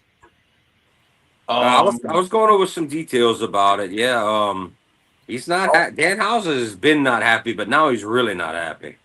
Yeah. Other than that, I finally got my bill for that one company. Yeah, I was gonna tell you, Monday is usually when they do the billing, and they've been sending stuff out. They are shipping departments on the ball. I've been getting my stuff in under 7 days every week. They've been sending my shipments, and as they send one, I'm like 2 ahead. I'll pay the next one, then the next one. Yeah, I got all I got was that little puzzle kit. So Yeah, I was trying to help you out so you could save on that $8 shipping. But man, if you'd have been on that night, they did the CD blitz because they don't do it too much anymore. At I that know, that but I midnight, was all he did was this $6.99. I know, Ooh, but I was busy with Monica that night. I hear So you. Earlier, I almost called you up. I didn't know if you'd be willing to bid that high. They had a 1970s Spider-Man vinyl record, but here's the deal. The original artist did the cover and hand drew the big poster that folded out into four, and it was up for auction. It went for over $100. oh geez, Yeah, it was no, like the real artist that back then. I don't know his name, but the guy that drew in the 70s drew the artwork and the poster, and so they were all over this fucking thing. so it's 70s. That would had to been Steve Ditko. Say it again. Steve Ditko. No, I don't think that was the name. I felt like it was a short name, like a Bob or something. But anyway, they were like, he knew what he was talking about because he deals in comics. He's like, y'all look at me after this just for the artwork. Then he opened it up. The inside's all illustrated. The back cover's all illustrated. It was like a comic book. It was gorgeous. I was gonna bid until I saw when he said starting at $50, $60. Oh Jesus. Yeah, but I thought of you. I was like, man, Josh might want that thing. It's the original artist, Stan Lee's golden days. I'm like, Well, that's why I was trying to hit you up on when I was at Comic-Con this past weekend. I saw records there. I'm like, oh, I know somebody who wants stuff like this. I'm like, then I started naming off prices, and they're like, yeah, that's a little expensive for me. I'm like, oh, okay. yeah, the prices were way. It was common stuff and way high. What we got there? First Black Sabbath album. Yep, there. The glare was hitting it. It even comes with like their outtakes, like the second vinyl comes with like studio outtakes. Oh, you've got a All right, it's edition. not the MoFi, but you've got the expanded edition. Oh yeah. All right, yeah, they make a few different versions. The $60 and up version is the one that's like top audio quality. I got a basic one vinyl of it. All right, gentlemen, getting back on topic now. I mean, we've talked about 10, 15 minutes. I'm joking. I'm just totally joking. So last thing I remember we talking about before I had to go and dispose of myself and destroy the toilet with vomit and shit. Yeah. Hi, everybody. Good night, everybody. Dude, the new medicines they got me on is really, really fucking me up. Really fucking me up. Jordan can attest to this. Jordan called me last week, man, and I was in bad shape after we got off here because I was really nervous about taking that pill. And for 3 days, Wednesday, Thursday, and Friday, man, I didn't even get up out of bed. I was so dizzy, I couldn't function. And then Sunday, I had a panic attack so bad it lasted from 9 p.m. till 2 a.m. And then yesterday, I had one from 7 a.m. till 4 p.m. Jeez, it sounds like this medication ain't even fucking helping. Yeah, it sounds like they might have you on the wrong stuff, man. Well, I mean, it's taking away my tremors. It's taking away my nightmares. It's taking away my fighting and my sleep. It's taking away a lot of things. It's working. But it's making you shit yourself. Well, not shit myself, but yeah. It's like don't. I'm not trying to poke fun at you and everything, but it's like them commercials was like, hey, we got this medicine to help you, but it'll give you liver disease, make you shit yourself, anal seepage. I'm like, what the fuck? Yeah, it's to cure one thing, but it could cause you 50 other things. Yeah, and now they won't put me on Celexa too, and I'm like, I don't know. That might be a good thing for you, bro. That's the non-addictive one I was telling you about. Well, they want to put me on that along with the Prozac and all the other shit I'm taking. I don't know why you need to be on all of them combined, but it would be nice if they could pull you off the Prozac, Xanax shit and keep you on this if the Celexa worked for you. Dude, that's non-addictive. It's the only problem is if you're on a high dosage, but then they give you something else if you had to quit completely, it was like having withdrawals, but it wasn't horrible, but I tried for a month. And they were like, well, yeah, you can't go from the highest dosage of 40 to nothing. And I was like, well, I've got these head pains. I can't wake up. They're like, hold on, we're gonna give you a different one, and we're gonna make it 10 milligrams. And I'm like, Monica says she's on fluoxetine. Fluoxetine. Fluoxetine. Yeah. And the bad thing about this pill, I'm not getting into the whole detail of everything it does for me, but it's like it helps. This pill really does help, and I need it. It kills 90% of all my bad shit, all the negative, it does a lot. okay, well, if that's all working, I don't know why they would need to put you on Celexa with all of that. I don't know. But let's take the edge off. I'll tell you. But they had me on such a high dosage, I couldn't wake up. I would just sleep. Well, the thing is, though, man, on that other pill, it helps. No, the Prozac ain't for nightmares. It's Prazosin, Prazosin. It also has blood pressure medicine. It's also a lot of things, anxiety, depression. I mean, I don't even want to talk about it. I really don't. It's PTSD medicine is what it is. Stop bringing it up, Mike. Sorry, I'll shut up. No, I'm just saying. Hey, we're not trying to push nothing on you and make you feel uneasy, bro. You started it. I know I did, but yeah, you just came back from the bathroom, man, and I'm sorry. I'm not feeling the greatest. My body yesterday almost shut down on me. It felt like that I was actually working and I was trembling so bad like a damn crackhead. Well, Josh has something he wants to talk to you about, and it's a subject that might cheer you up because it's a very happy man by the name of Danhausen. Yes. Tell us the whole Danhausen situation. Okay, cool. The Danhausen situation is this. He wants to be out of AEW if they can't come up with something for like having on stories or something like that, like I was saying earlier. Danhausen, they added a lot of time to his contract. I think it's like mid-July that he can get out of his contract in 2026. Yeah. It's sad. It's really sad if they don't use him properly, and they haven't been using him. When was the last time he was on television? The last time I seen him do anything was a Ring of Honor segment. That was it. And that was months ago. Yeah. I don't like the way Tony Khan, if he decides he's going to cut a talent or they're leaving the company, he doesn't do anything with them. He just leaves you off TV and lets your contract expire instead of using you. I don't like that. But he's paying them. Yeah, he's paying them. But I mean, it's kind of being petty. It's like Vince would have buried you. Like maybe that's not the best thing, but Vince would have used you to get other talent over if you were leaving.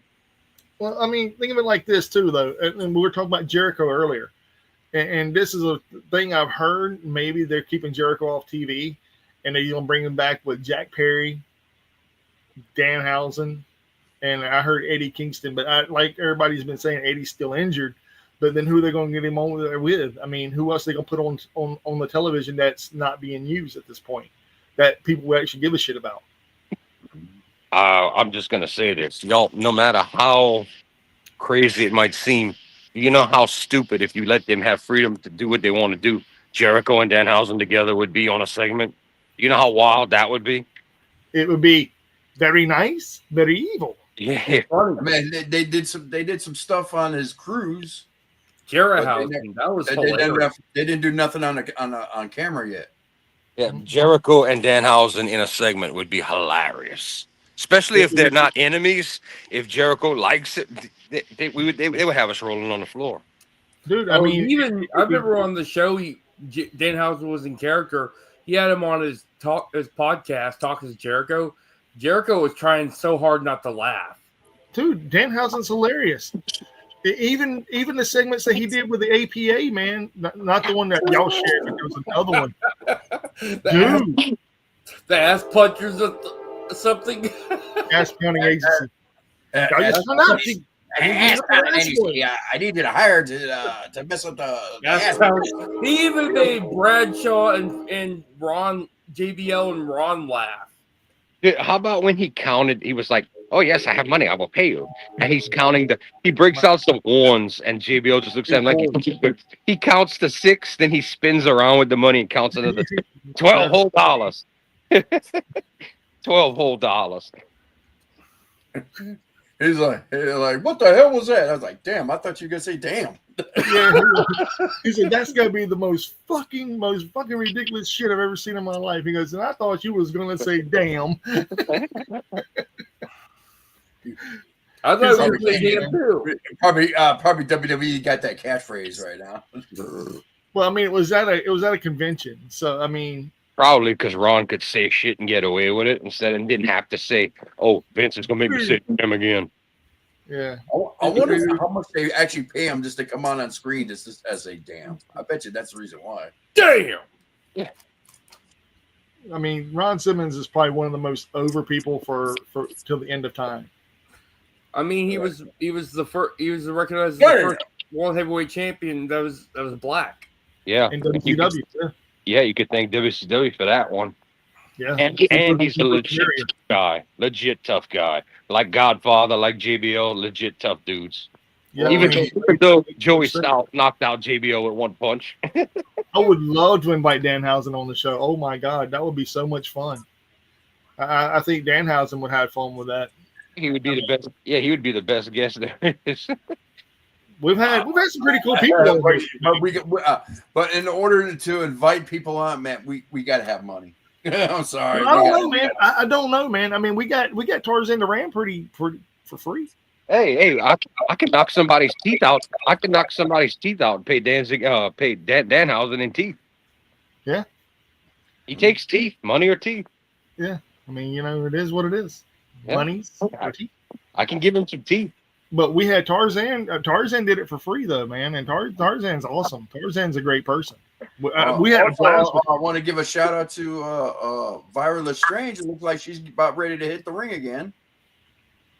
She's almost ring ready. It looks like, man. I'm so happy about her, man. Dude, yeah. She is our prodigy, man. Like she came on here for what, months? Yeah. Miss her.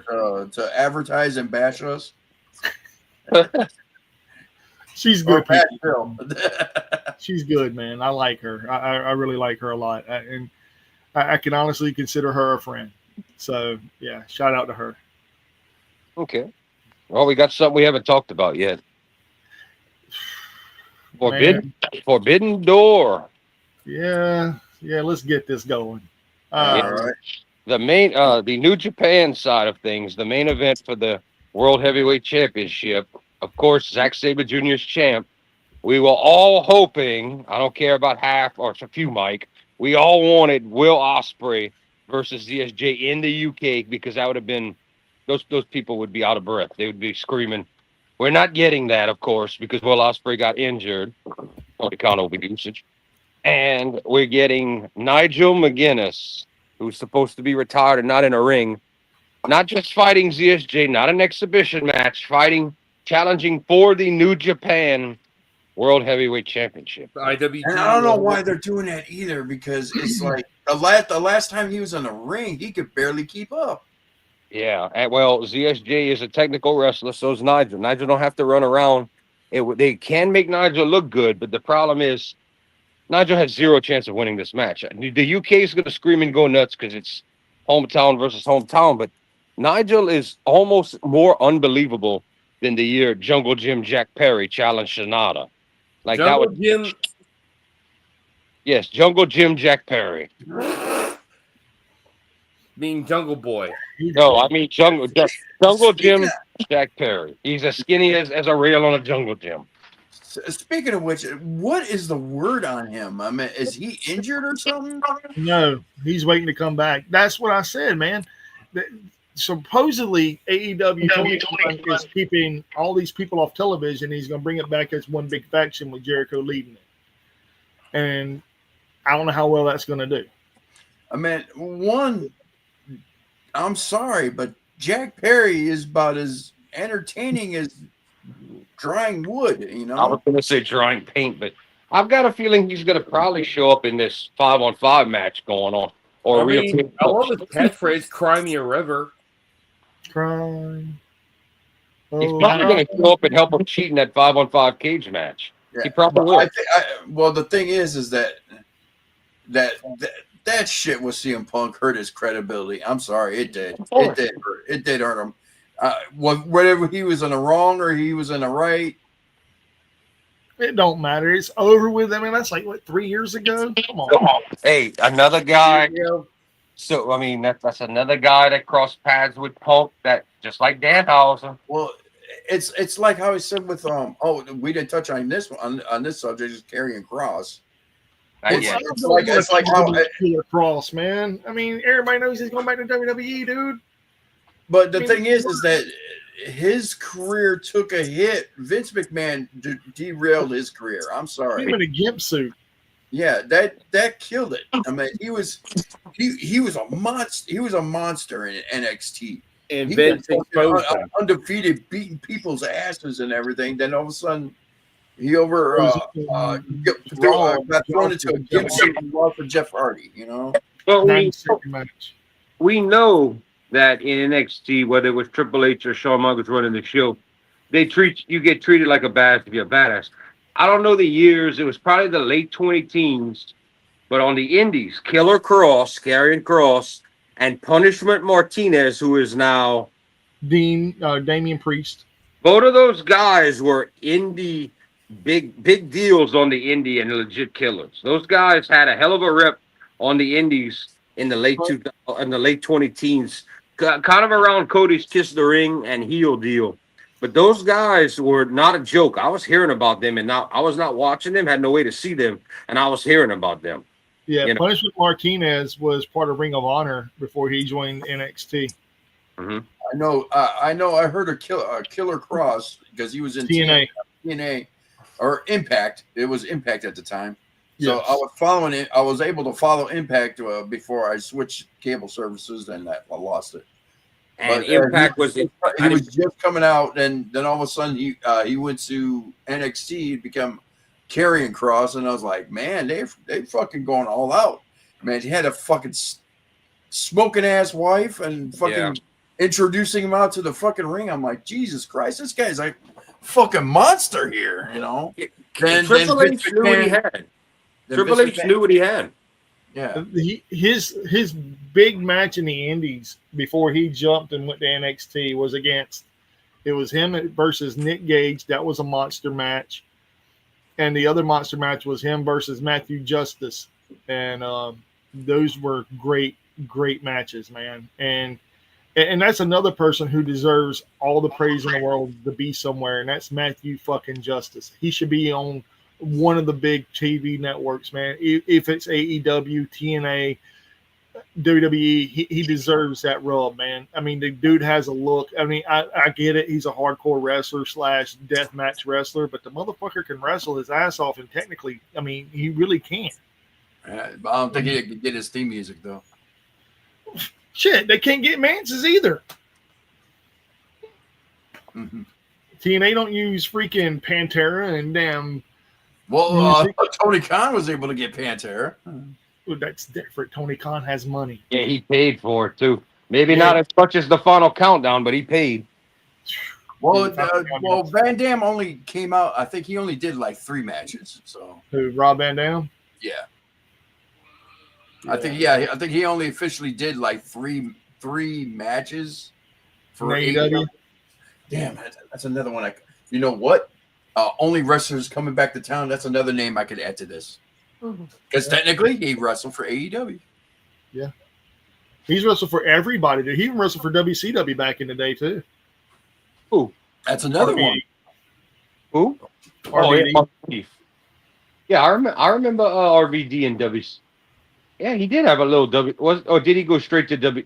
No, they let him on WCW before the early on, kind of like another one, Mr. JL. Sabu was on the second Nitro ever.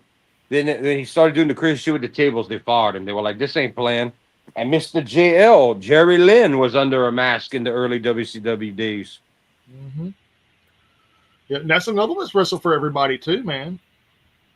He never. Well, he hasn't wrestled for AEW.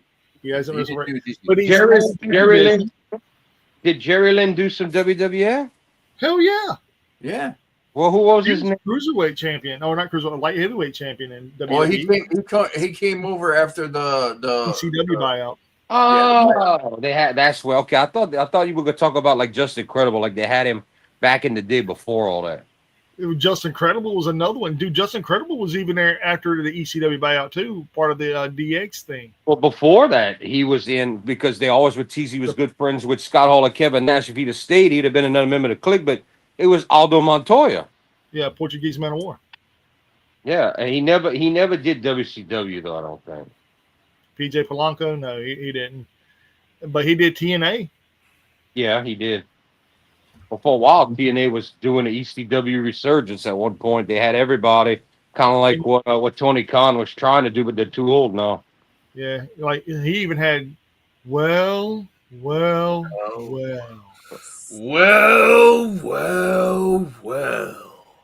I love Joel Gertner, man. That's the quintessential stud muffin. God, that man, dude. That dude right there. Gives her the real loving Gertner. Yeah. I like when he was still like, there's a snake in my pants and it does a little dance, Gertner. Yeah. When he was a heel with the Dudleys, he was starting to get over, and they started cheering him, and so he's doing his spiel, and they cheering him, and he goes, "And before I was so rudely interrupted by your applause." Or no, the Dudleys would grab the mic and say, "We don't need your stinking applause." Yeah. I love him, man. Grizzle that shit. I've always liked Gertner, man. I've always liked Gertner. Terrible commentator, great promo on the mic. Oh, yeah. I never really considered him a commentator. I considered him a shitty play-by-play guy. He was the color guy on TNN. Yeah. Well, before Cyrus come over there and kicked him off commentary. Oh, well, every pay-per-view Cyrus would kick him off at TakeOver, but Cyrus was 10 times Cyrus is one of the best colormen after Bobby Heenan on the planet. I love Don Callis. I do, Yeah. but Don Callis has a lot of issues. Speaking of which, won the Karrion Kross or Killer Cross deal in TNA. Supposedly he said some off-the-wall shit to Scarlett. Yeah, that dude is kind of brash. He was kind of out there, but Vince never liked him either. Vince tried to make him the head of a couple of groups, and he didn't want him in creative at all. It's another guy. Vince was like, "Get him out of here. I don't want him around here." Dude, he made the Ultimate X. Don Callis?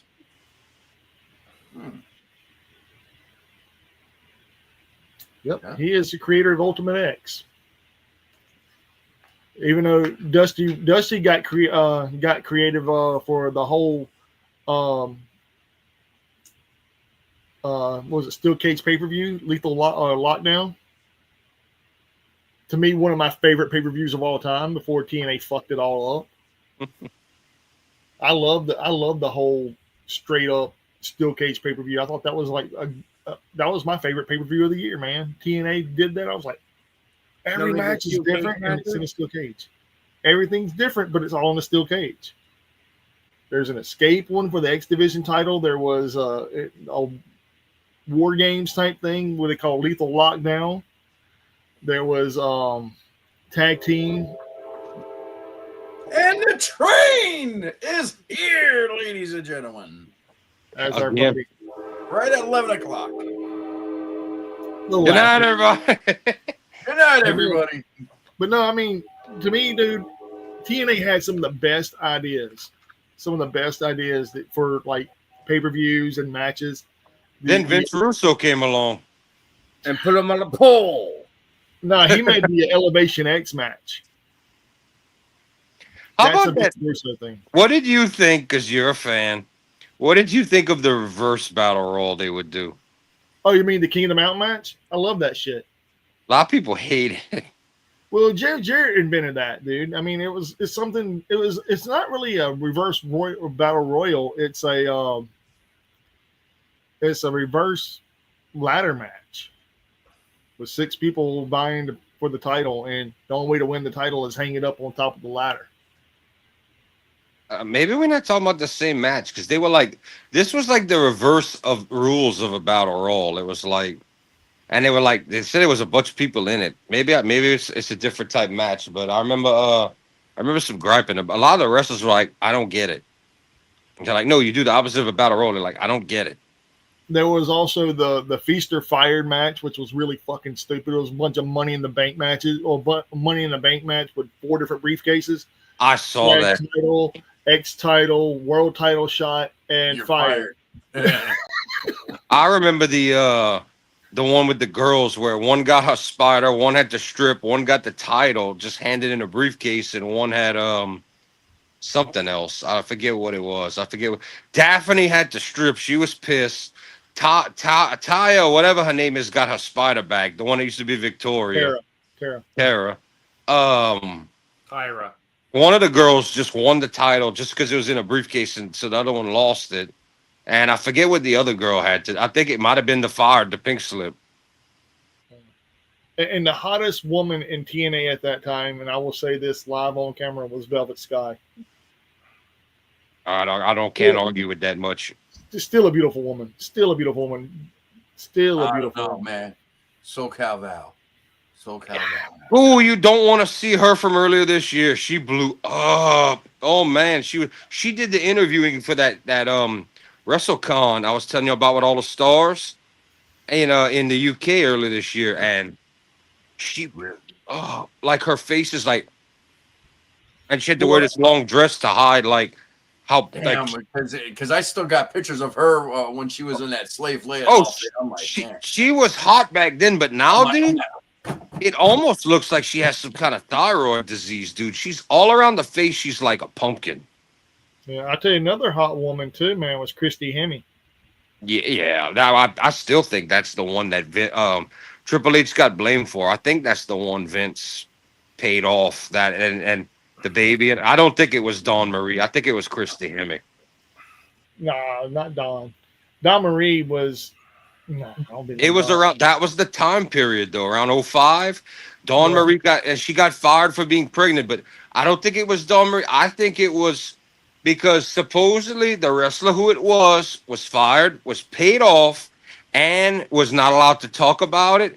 And Christy Hemme went right to backstage interviewing in TNA and never mentioned a word about it again, and like nothing ever happened. I think it was Christy. And Stephanie thought that it was in real life, thought Triple H was fucking with her. I think they slid her. I think that's the one Vince was fucking with and got pregnant. And he paid for the abortion and paid her off the $1 million. I do. I think it was Christy Hemme. The timeline.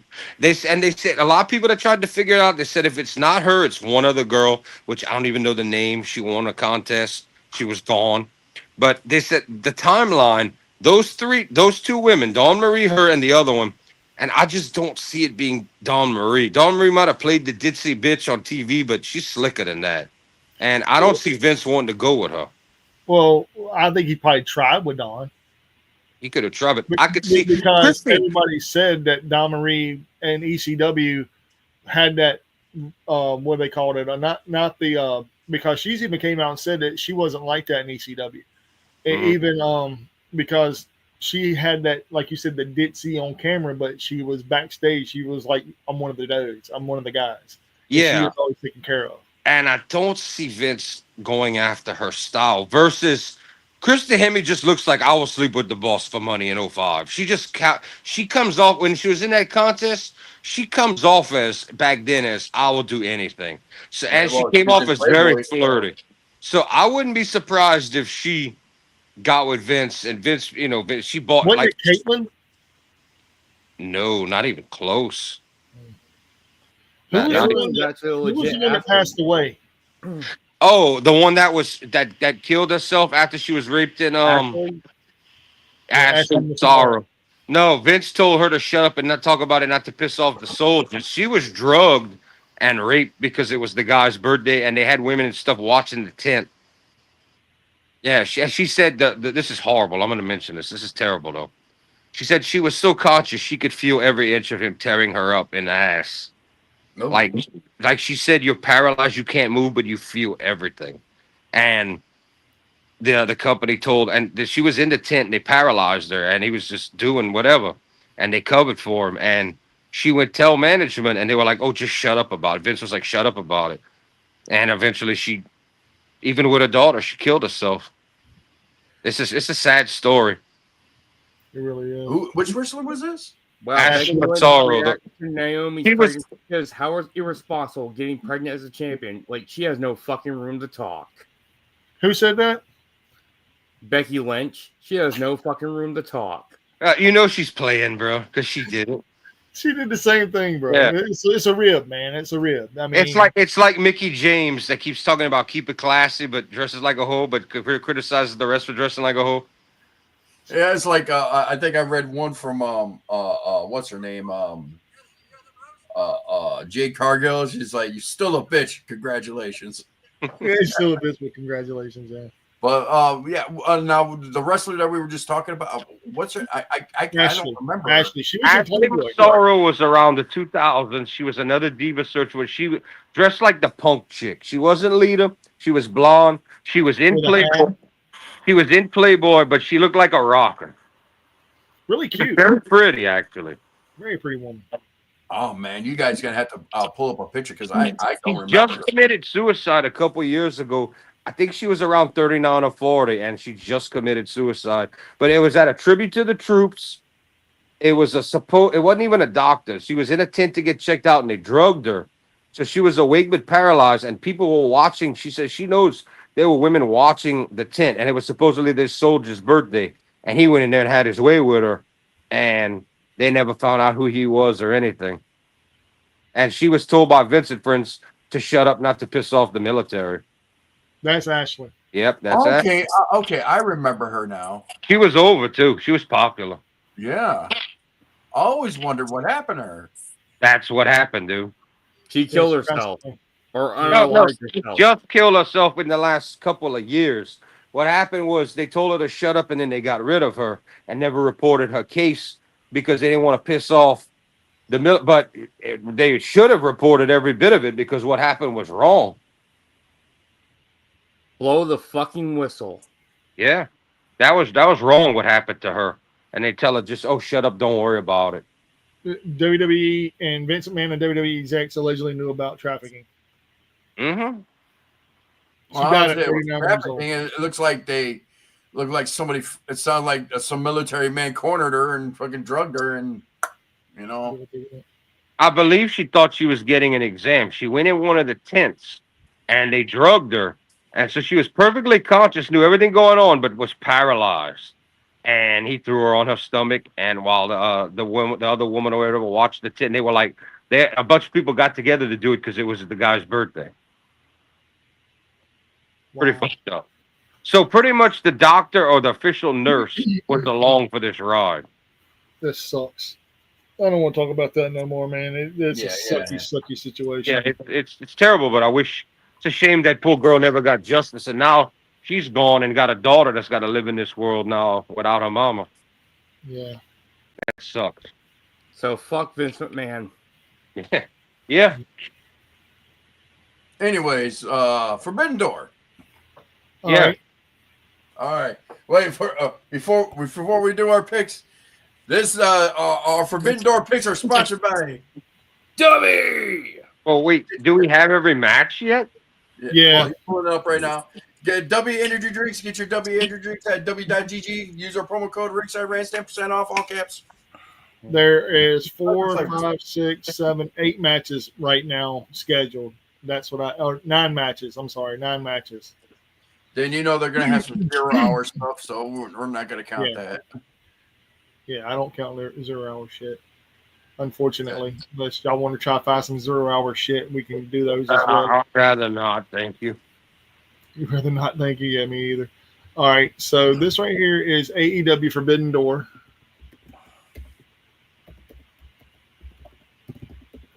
All I'm seeing is I don't see anything. I see four random dudes. I don't have it pulled up yet there, Phil. Sorry, bro. My bad. Jesus, man. What a butthole.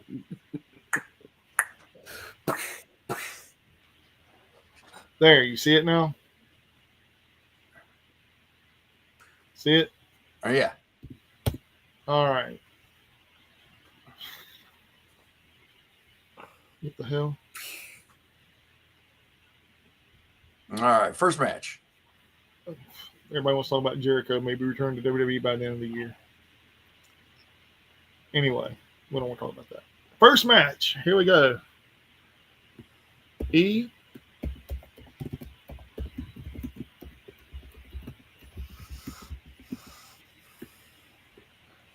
FTR.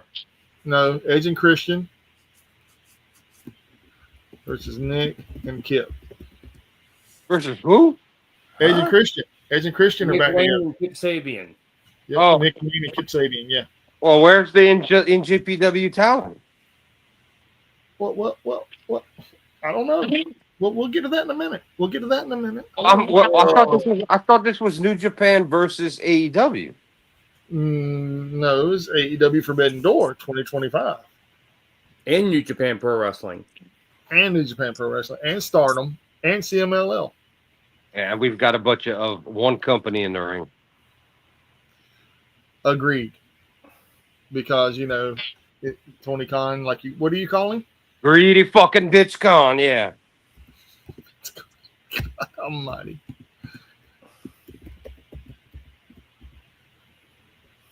Hold on. Let me go back up here. I'm letting Phil go first tonight. How about that shit?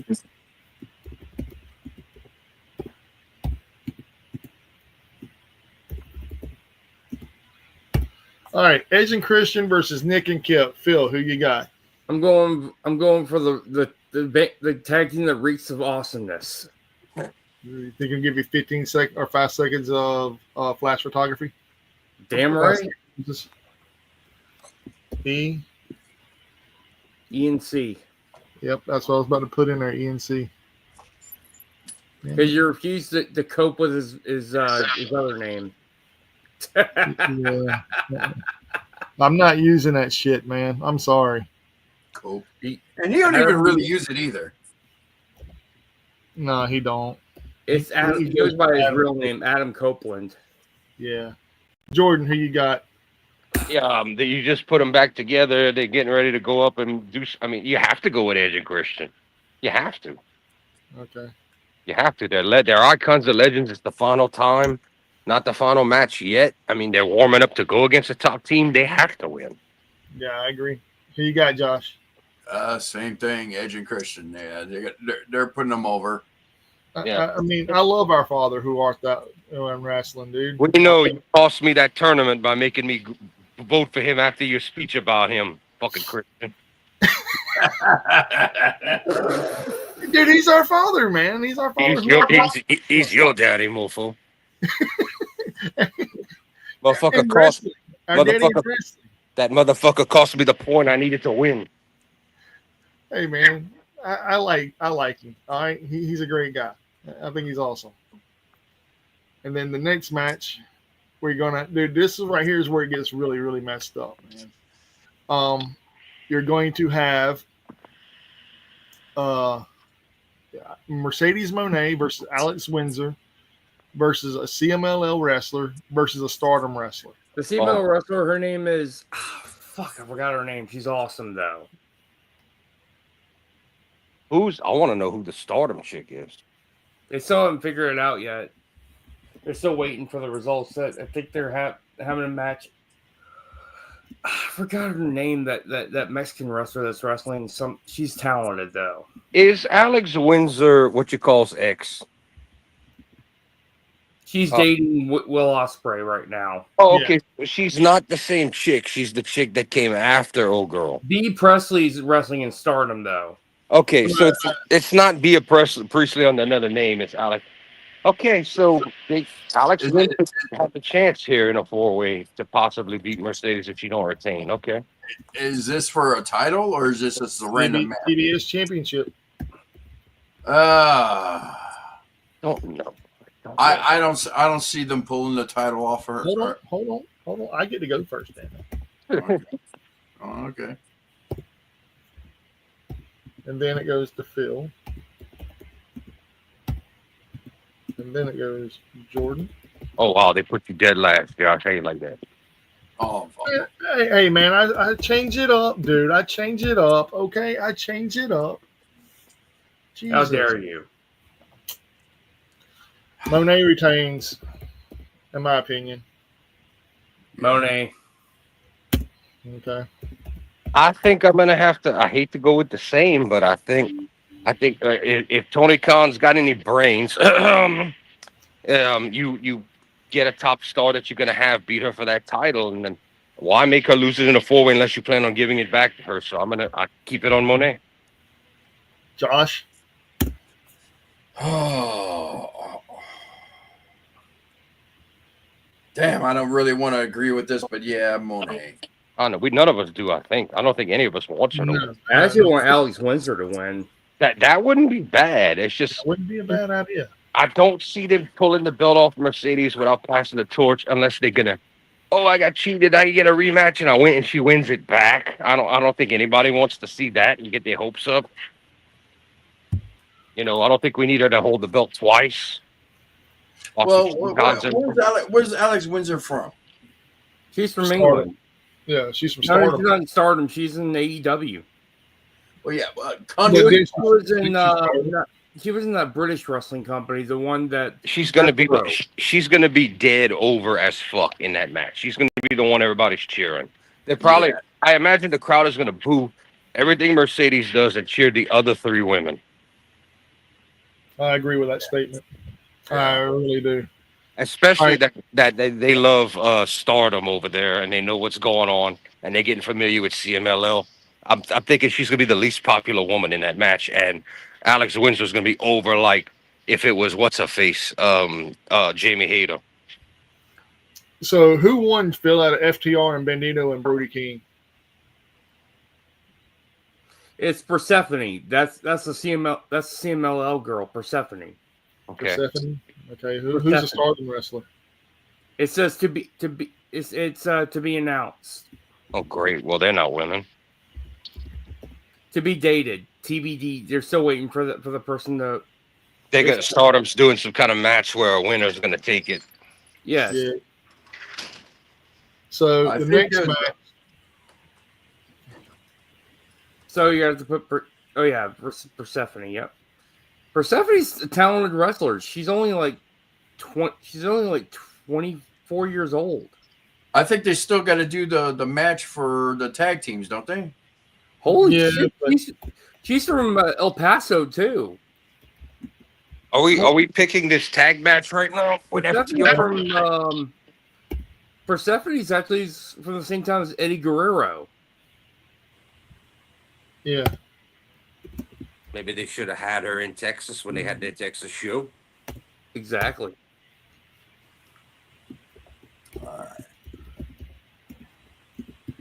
She was also she's also a former CMLL Universal Amazons Championship. Isn't Kyle Fletcher a champion? That company has like 30 titles, if y'all don't know. Yeah, she beat La Catalina for that belt. They even have like their own NWA title and shit. They have all kind of crap in that company. It's a beautiful belt, though. I can't tell you. They've got like 30 of them. I don't know what looks like what. Josh, who you got? Takahashi or Fletcher for the TNT World title or TNT title? I don't see them pulling off the title off of Kyle Fletcher this soon. So Kyle Fletcher. Against who? Hiromu? Yeah, Hiromu Takahashi. Wow, that's gonna be a burner of a match. It's gonna be a good match. Don't get me wrong. It's gonna be a really good match. But I don't. We got two real Fletcher sold out. That's gonna be a banger.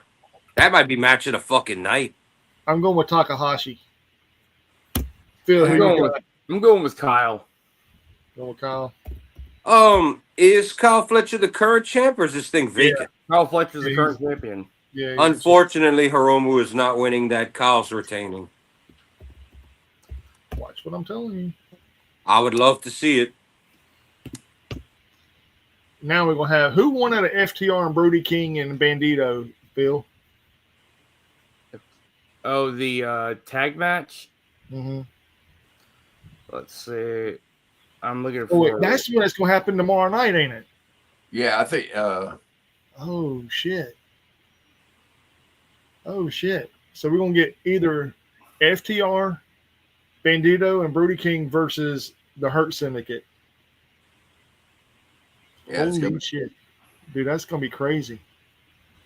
So the first match has to happen to see who fights the Hurt Syndicate.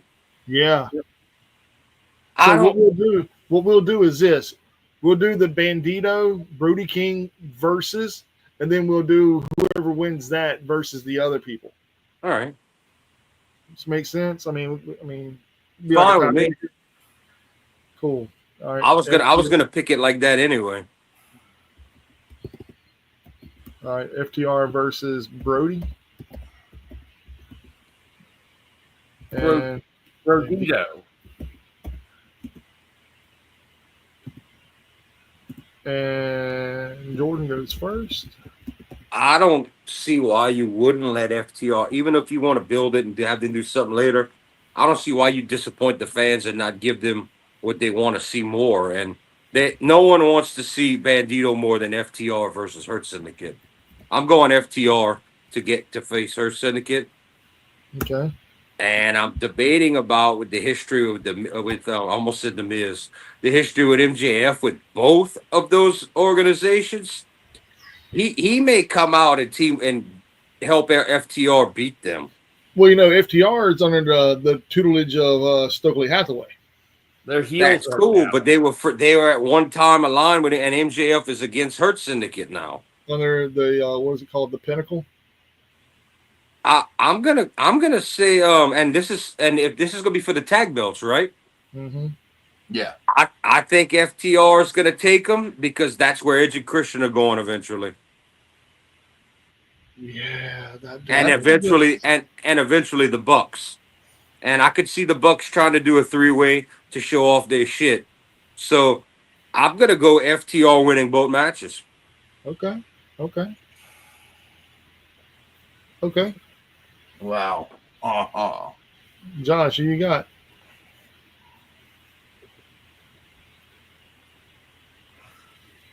Given Forbidden Door status, You know what? Fuck that. I'm fixing to change this. what are you gonna call him? Brodito?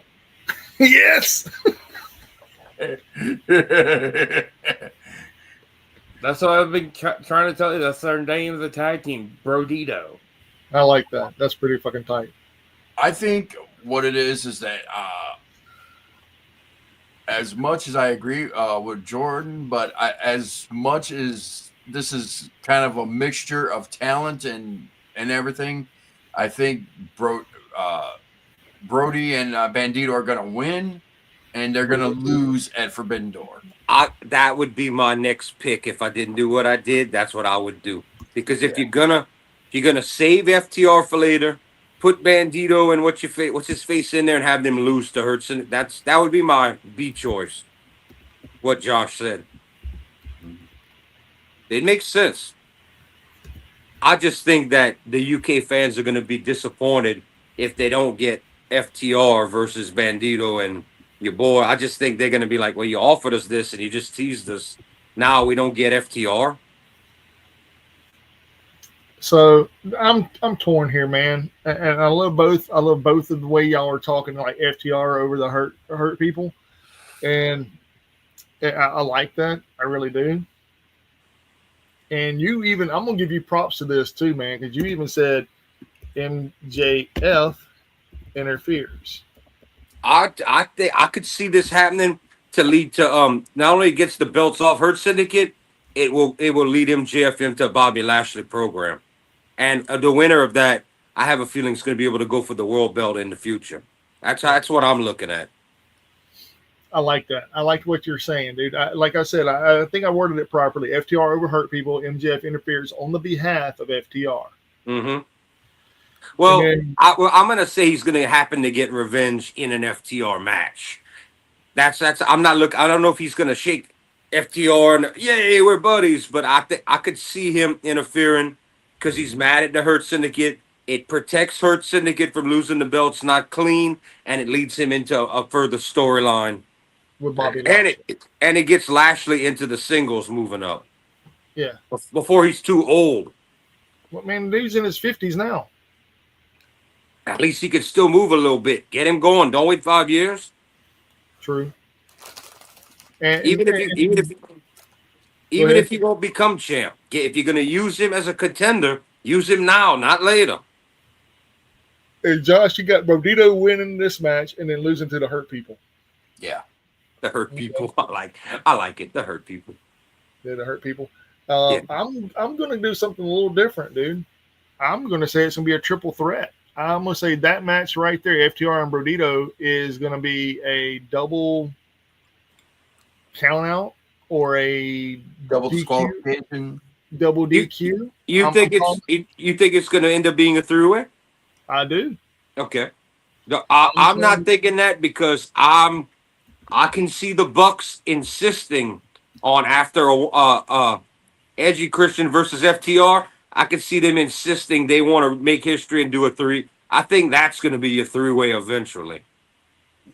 I think it's gonna be a double DQ, and I say it's too soon to take it off of them. Could be. I do not see Bandito. I do not see Bandito and your boy beating Hurt Syndicate, taking those belts off him. I don't see that. And like I said, I got Hurt People over everyone. Okay, makes sense. It could very well happen. Yep. Phil, who you got? I just gave a different perspective on everything.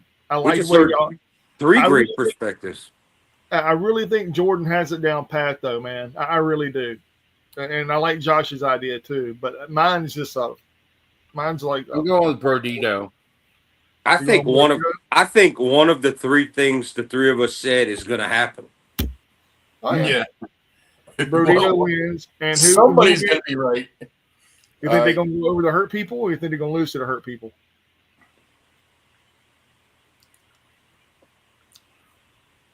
Phil. Philippe, Who's gonna win? Huh? I'm saying they're gonna go. They're gonna win They're going to go all the way? all the way. All the way. Oh. Okay. Oh. There's one we haven't considered. Can I ask your thoughts on that, if you don't mind?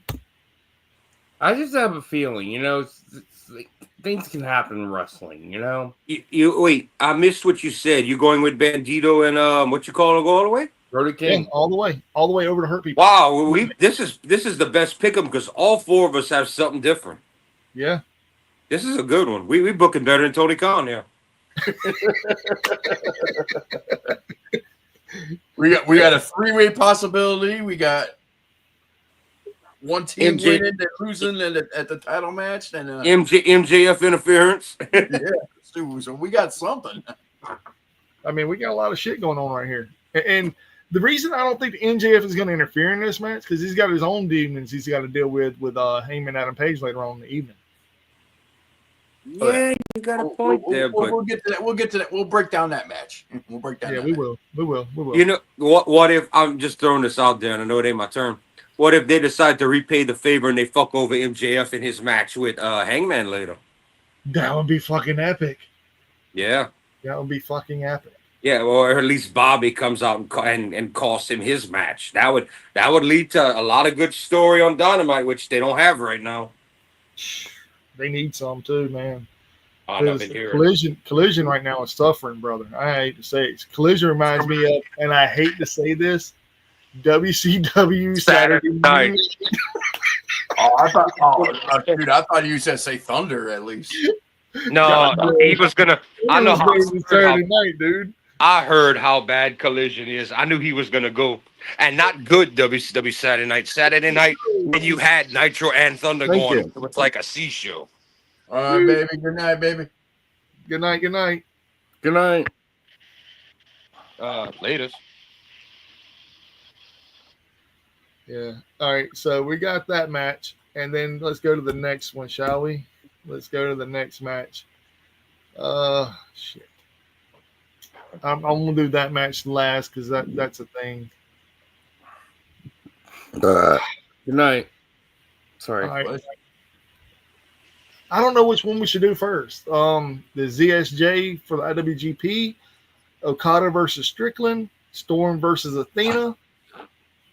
You go ahead and get ZSJ out the way because now that it's not Will Ospreay, it's not nowhere near the main event now. Probably going to be the hour the hour or 2 hours before the MJF Hangman match since they fucked it up and put Nigel.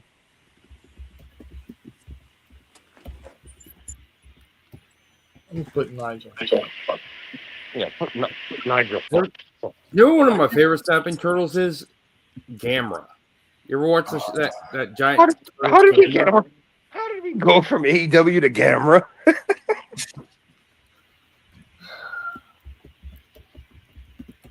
Don't know. You know what? You might as well just put ZSJ all the way down. I mean, do we need to even waste our time with this? Yeah, I agree. I mean, Nigel's going to get weird, but I mean, Mike, Phil, Jordan. Man, I'm going with Nigel. Fuck you guys. This had to be different. Had to be different. I do, man. I mean, y'all cutting the man out, dude. But do you want to risk the point? It's like putting Shibata in a world heavyweight champion. Them guys are not supposed to be in a fucking ring. Nigel was let go from WWE because they said he was too much of a liability to putting him in a ring. Then they had him on commentary. Just like New Japan let Shibata go because of his head injuries. Yeah, and they've been talking about that on television too. Man, as much as I want to say Zack Sabre Jr. is going to win hands down, I think it's going to be a competitive match for Nigel. I really do because they're both freaking technical wrestlers. Nigel was Ring of Honor pure champion, and he held that title longer than anybody else ever did. Why do you think they're putting Nigel in the match? Not just because he's from the UK. He knows he's safe with ZSJ because they're both technical wrestlers. And they both can wrestle. And ZSJ don't real hard way injure people either. ZSJ, as good as his kicks and all that shit is, he's pretty safe in the ring. Dude, he's one of the safest wrestlers that AEW had. Well, New Japan has. Yeah. But AEW has him for a night. And I tell you another safe wrestler too, and people don't give him enough credit. Everybody says, that, but he's never hurt nobody, and that's Daniel Garcia. I love Garcia, dude. I think he's one of the most underrated wrestlers out there right now. I really do. I'll tell you another one, even though he hits hard like a motherfucker, is Minoru Suzuki. Yes. Angry Murder Grandpa. Yeah. And that's the reason he's still wrestling, and ZSJ is going to be able to wrestle into 60 years old. Is because they don't take the high impact moves to the knees and land on their heads. Those guys are going to be able to wrestle until they can't walk. Yeah. Like they're going to go way longer than Tanahashi and Naito. It's a different style. They're preserving. They're probably going to go longer around as like the Great Muta did. They probably could. I mean, the only thing is though that Great Muta is walking in a wheelchair. He's practically almost crippled. He walks. He gets around in a wheelchair. But I mean, it's that same style like Tanahashi and Naito. They land on their fucking knees. You can't keep going like that. Versus ZSJ is going to be, especially keeps the weight off. Suzuki, you could tell slowing down a little bit. Tomohiro Ishii is really slowing down. It's starting to get to him balance wise. I could tell at his age. But Ishii's been around since the 80s, dude. Dude, Ishii's younger than Suzuki. Suzuki's not even 60 yet. He's in his 50s. Mm-hmm. Stone Pitbull, Tomohiro Ishii. Yeah. Yeah, my cousin calls him man with no neck. He's basically like the. Okay, he came out in 96. You know what I'm thinking of? I'm thinking of Tanaka. Ah, okay, yeah, Tanaka, yeah. But Tanaka still goes every now and again. And all the shots, that dude took some serious head injuries and shit. Good Lord. Tanaka, man, he just hit me with a brick. Fuck. I love it. I used to love it when Suzuki. But he came out in early 90s too. He came out in 93. All right. So we're kind of going around the subject. Mike, what's your pick? Man, I'm Come on. Come on. Do you want to risk the point? He already did by taking fucking Nigel. I haven't taken him yet. I haven't put it down. That's what I'm saying, man. I would love for Nigel to win this match. I really do. You know what? He is going to win it. They would. What? Okay, I'm still going with ZSJ, but what if Nigel wins with a disqualification and That's what I just said. Nigel by DQ. Okay, I could see that because they will pop. They will pop for that. But your winner, Nigel McGuinness. However, due to blah blah blah, blah still champ ZSJ. I don't know. It's hard with New Japan rules though, because you can't get counted. A count out means the belt changes hands. If you don't answer the 20 count, you lose the title. If you forfeit or you cheat or get disqualified, you lose the title changes hands. It's not like WWE. So that's the hard trick. How do you disqualify somebody in a New Japan title match and the title don't change hands? You know, Nigel would have to get disqualified himself. So that's the hard thing. New Japan has that fit like WWE. You don't want to wrestle. You just want to walk away and you're the champ. Fine, we don't care. You just keep the belt and you just get to walk away. New Japan, you walk away and that 20 count happens. Your title is gone. What if it's a double DQ? I guess everything stays the way it would stay. But who would interfere to cost both of them? I guess ZSJ would retain because of that. Whoa. I don't know who's the New Japan dick that would interfere. I got this. I just predicted it.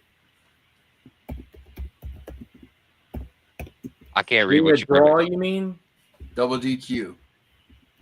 I don't know how you do. Oh, they both get counted out, and ZSJ retains. That would be. It would have. They can't catch the interference. They can't answer to catch the interference. I don't know if he would do that.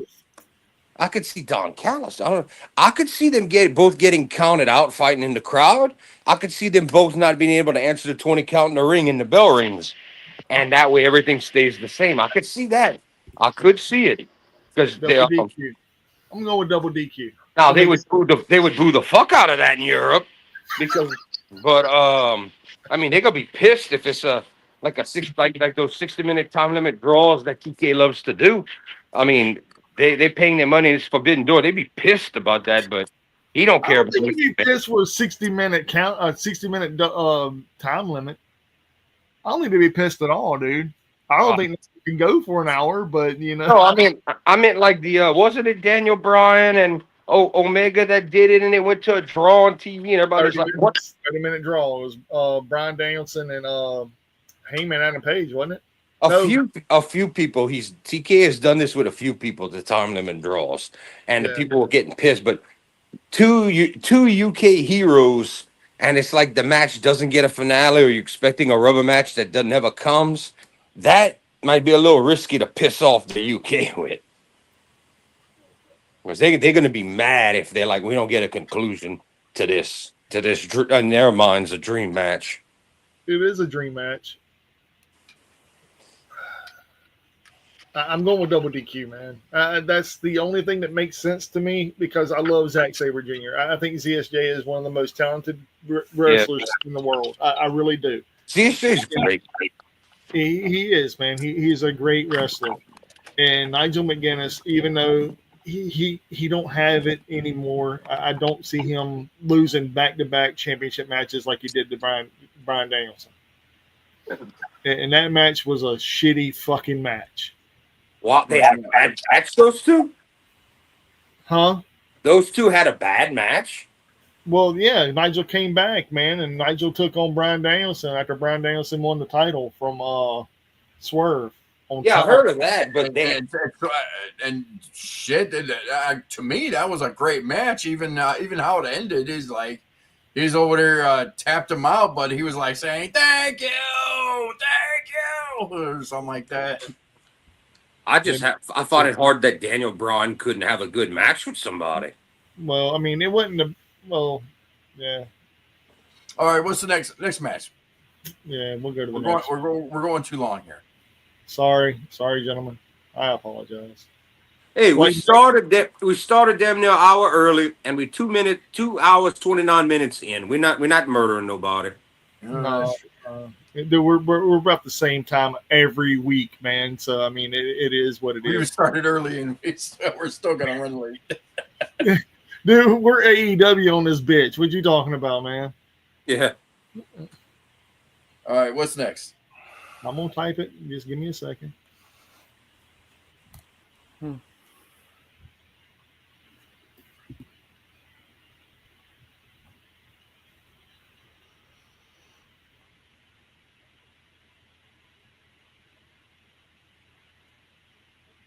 Dadgummit. Gum dang it. Okada versus Swerve Strickland for the Ah, AEW damn it. title. I'm going with Okada. Ooh, this is I don't even know the match yet. it's Kenoshi Okada versus Strickland for the Unified Championship. Oh wait, you were naming Takeshita. Yeah, it's not Takeshita, it's Okada. Okay. Okada's the current mid-tier second best champ, right? Yeah, it's Phil's turn though. It's Phil's turn. Phil, who you got, Okada or Swerve? I'm going with Okada. Me too. I went with Okada. Who you got, Jordan? How many times since he won it has he defended this belt? Once. Yeah, he's not losing. Unless they need some kind of they're short on talent and they don't want to use Swerve and they hand him the belt and put Okada in the world title picture if they're missing somebody. But I don't think they're gonna end. I think the whole point of this is to keep Okada out of the big title picture right now. Just like Lashley's got the tag belt to keep him away. I think that's the whole point of why they've got that mid-tier belt on Okada. Okay. But yeah, I'm going with Okada. Josh, who you got? Oh, Whose house? you know what? I'm gonna go with Strickland. There you go. I was just throw a curveball. That's all it is. There's no rhyme or reason. I didn't mention it. Another reason I think not just the record. I think the UK is gonna. I've watched Okada wrestle in the UK on the Raw Quest shows. Okada is gonna be over, and they're not gonna hate Strickland. They're gonna cheer him, but Okada is gonna be cheered heavily, like face for this match. Both of them, they're gonna cheer both of them. It's gonna be a fight forever, never surrender. We love both guys match. Mm-hmm. Okay. But Okada has mad respect for the matches he's had in the UK.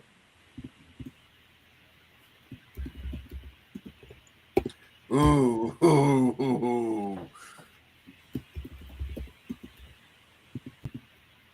This is gonna be a tough one. Ooh. Yep.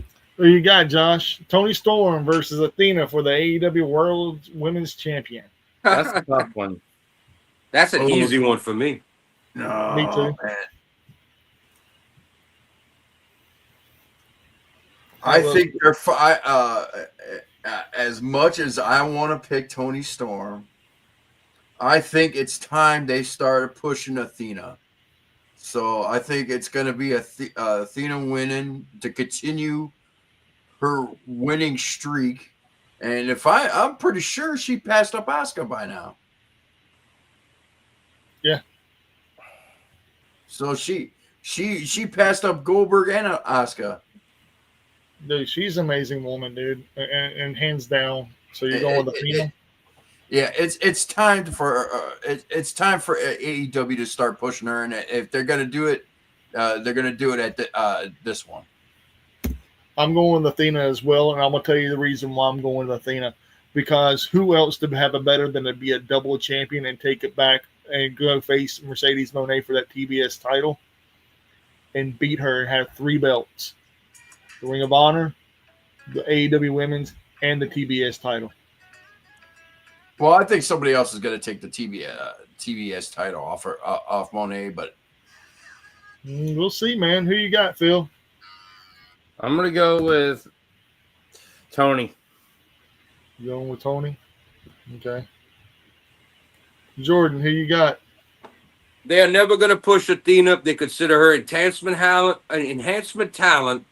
She's too old. They could have pulled the WWE should have pulled the trigger on her when they had her. Tony Khan should have pulled the trigger immediately when he got her. Tony Storm continues. Really?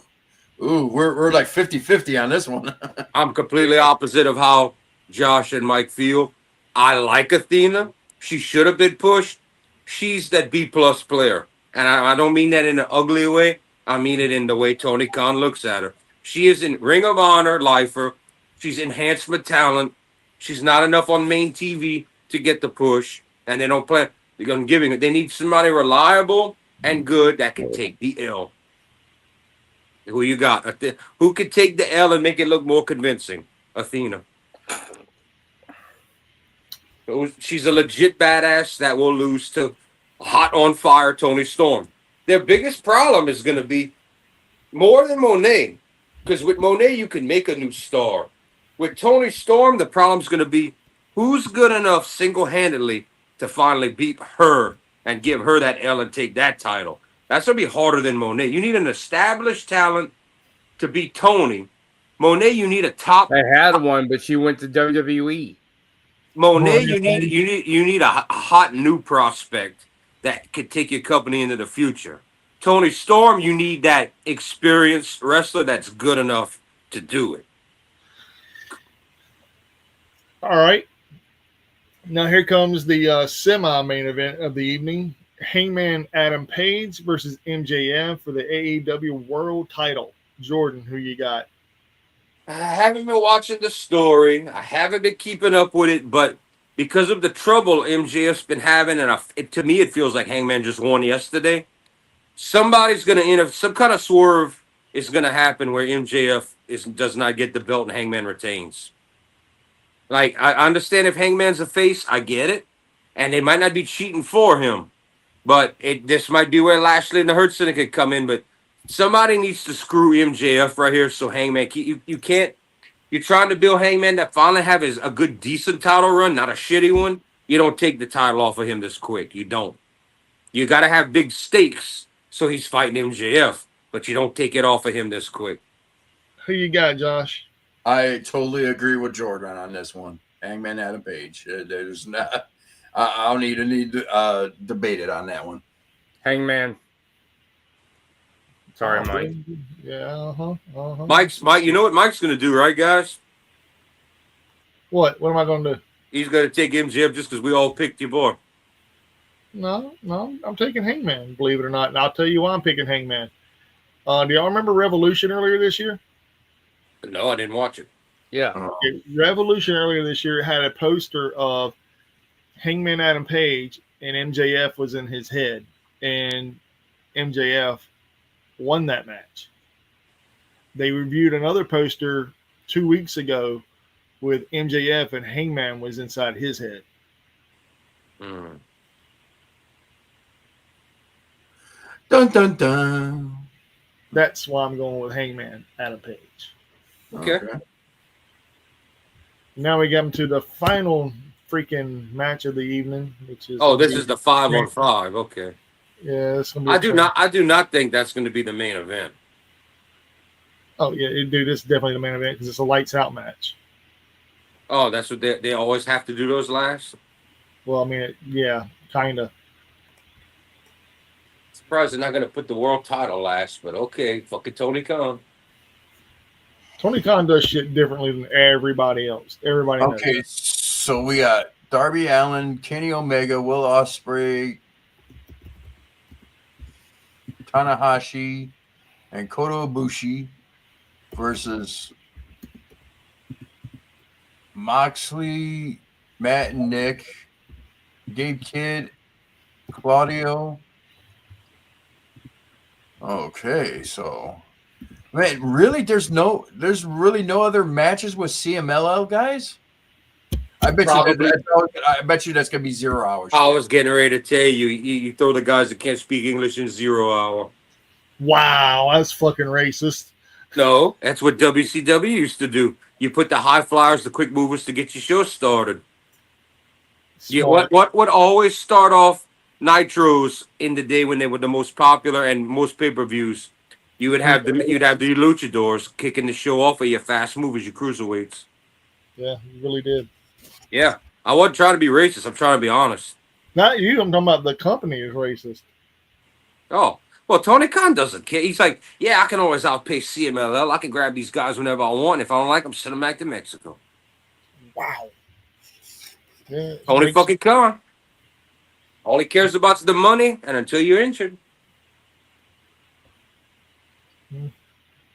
All right, so Phil, who you got? First, Phil's first.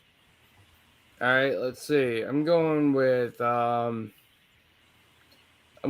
good guys. You know, Allen, Omega, and Osprey, and Tanahashi, and Ibushi. We'll just call them the faces. No, nope. I got a better one. Y'all ready for my name? Yeah, but I can't see it, so you're gonna have to say it. All right. Picture this: Kenny Omega and Kota Ibushi were called what? Golden Lovers. The who? Golden Lovers. Okay. Omega and Tanahashi had never had a tag team together, correct? The Golden Aces. Yeah. So the Golden Team. How about that? The Golden Team wins. But then you have Bullet Club Gold. I just threw a fucking wrench right into that. No, you didn't.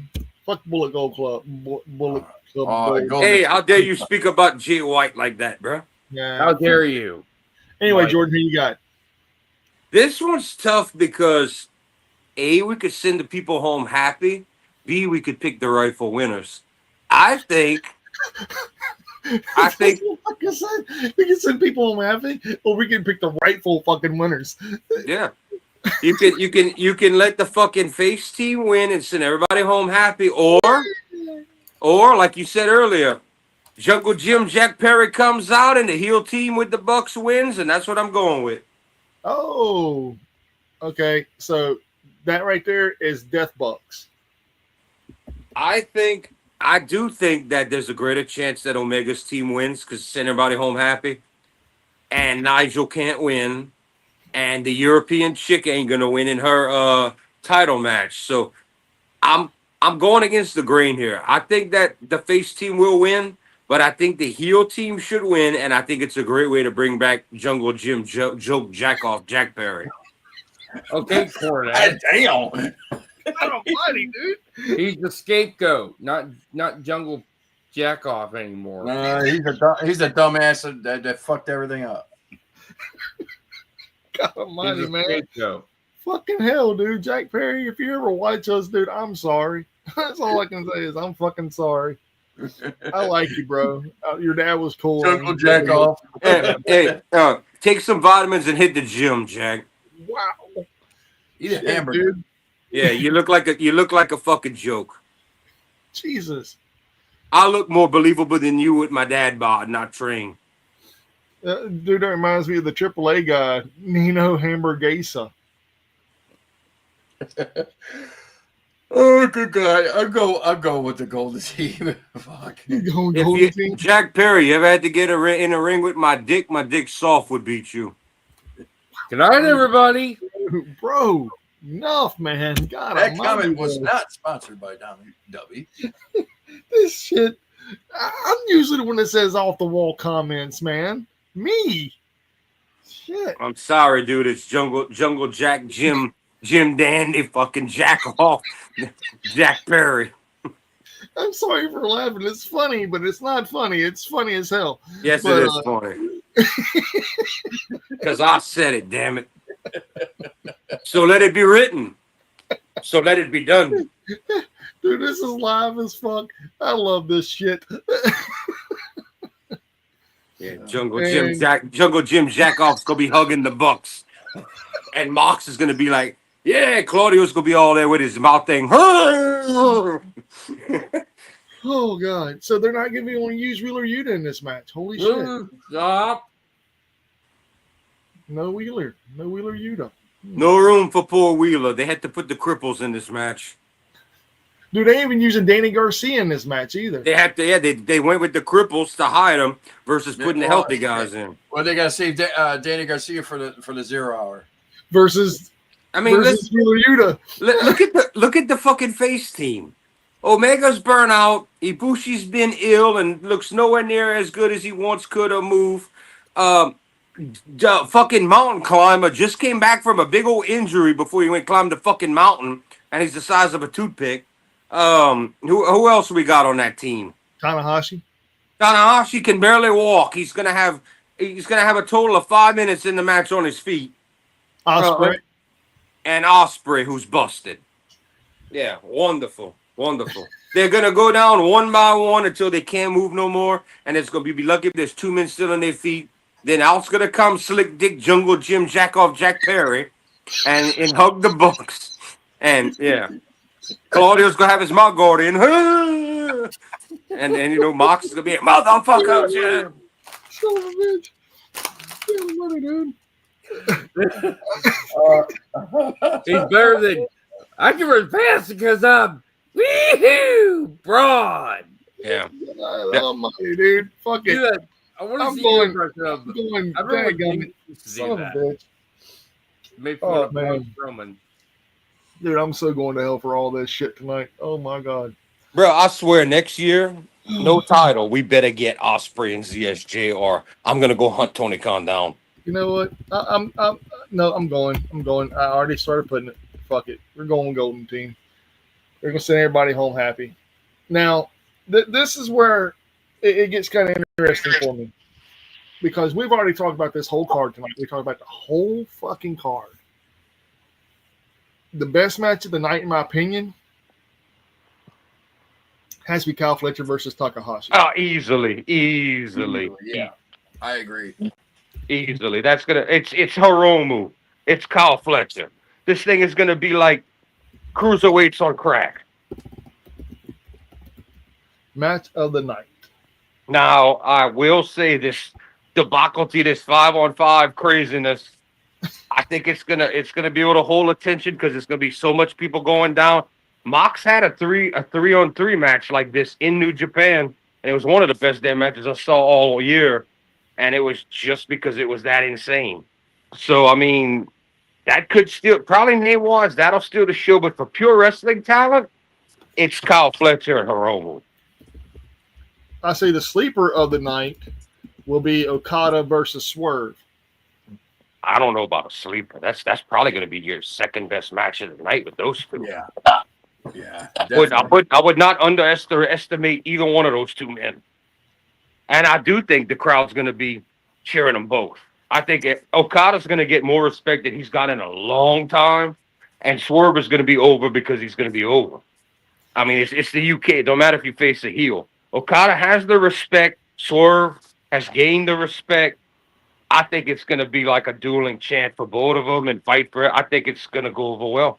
And I think if he lets Okada call the match and Okada does one of his 5-star heavyweight style matches where you start slow and you build and you tell the story, he could give Swerve one of the best matches of his career.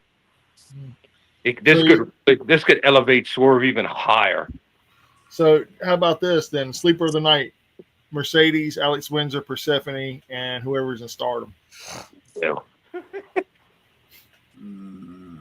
I mean, I like the CMLL chick's going to be great. Whoever comes to Stardom's going to be running at 105 miles an hour through the whole match. But Mercedes is going to get so much fucking. Everyone's going to be begging to see her lose and booing the shit out of her. Alex Windsor's going to be over as fuck.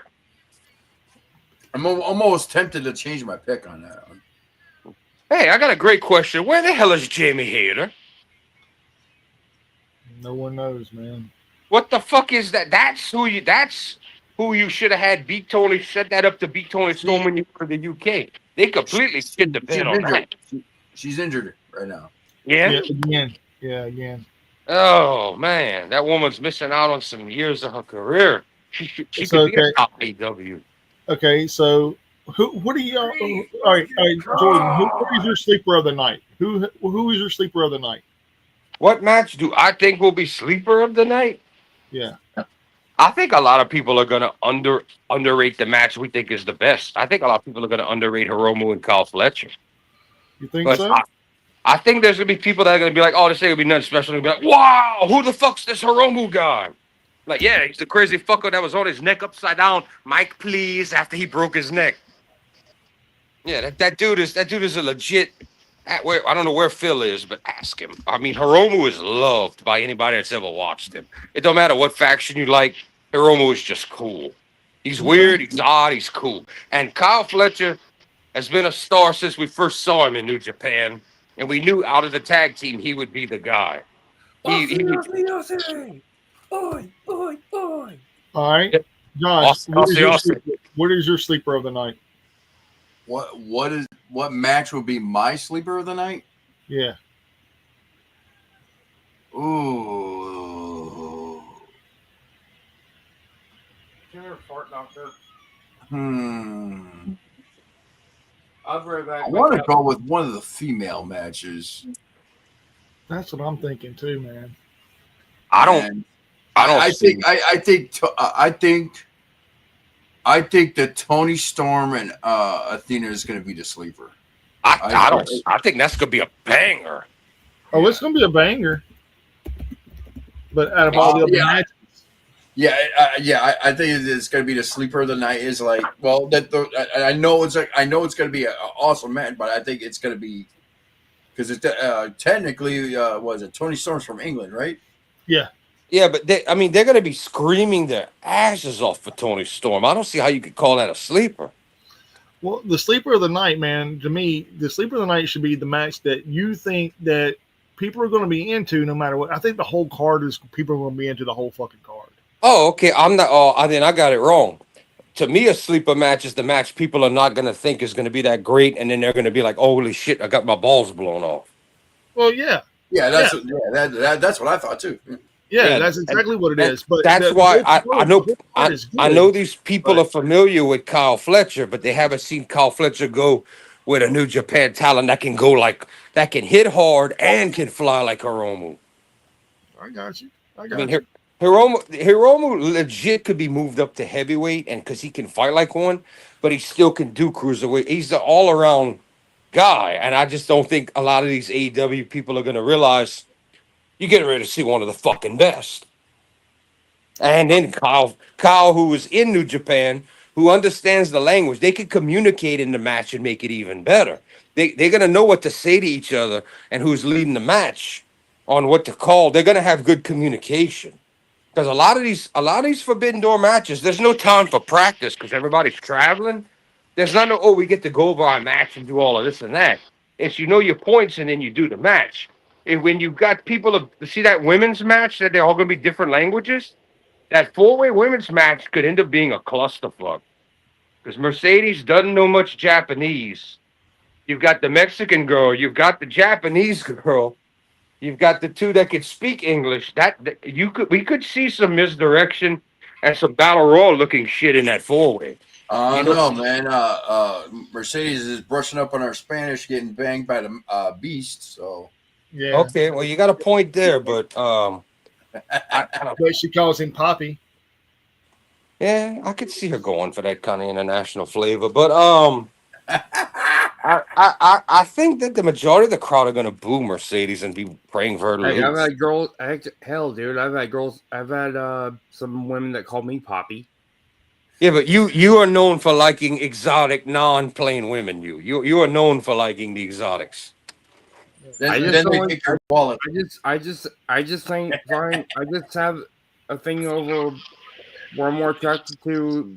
Yeah, you like foreign women. There's nothing wrong with that, but you're known for it. You rather a different nationality than regular plain white, and there's nothing wrong with that. But it's known that you are more attracted to exotic women.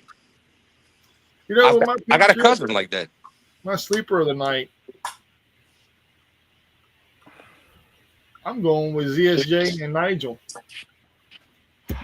Oh, I don't know if I could call that a sleeper because the crowd is going to be so fucking hot. Oh, the whole. I agree with you, the whole card of people are going to be hot because almost every match has somebody from the UK in it. Our Almost friend Ergen got trolled online for saying that match is gonna suck. I asked him if he would come on the show, and he gave me a straight up nope with a period. I said, "You could tell your points, bro."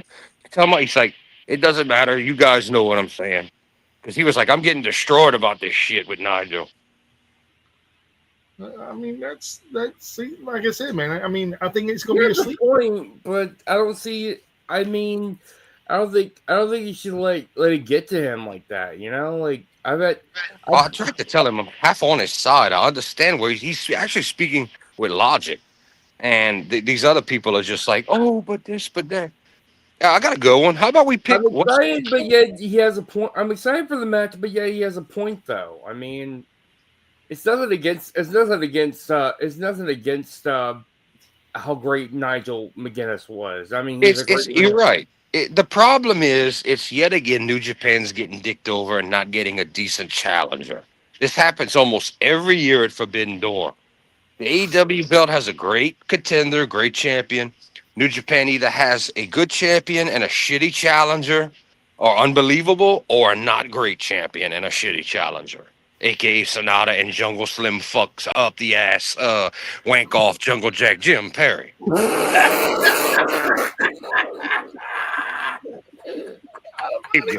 You stop. Scapegoat. Oh, God. Oh, bitch. I think you really like Jungle Jack Perry. I think that was the most unimpressive, unbelievable, undeserved shot at the IWGP World Heavyweight Championship in my life I ever saw. Worse than Yoshihashi, huh? Yes. Yoshihashi's actually from the company and can actually, he would have put on a bet. Seeing Mr. 2x4, 1x6 trying to fight Sonata, and Sonata was not the most over guy. I'm like, yeah, you sure doing us a great service there. Nice job, Tony Khan. Go snort some more powder. I doubt he's autistic, not a coke addict. Bro, that does interviews like this. That dude is on so many lines. Hey, I got a good one for y'all. Let's pick. Y'all tell me what you think is going to be the dud of the night, of the regular. I already know that one, but no, let Phil pick his sleeper first. Oh, he didn't do that yet. No, my bad. I was talking about Jungle Jack Jim Scapegoat Wax the Cop. Who you got there, Phil? Whoa, Jack Perry.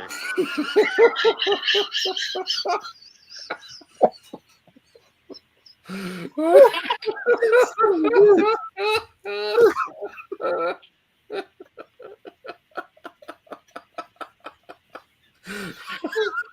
the fuck? What the fuck, dude? Damn it, Jordan.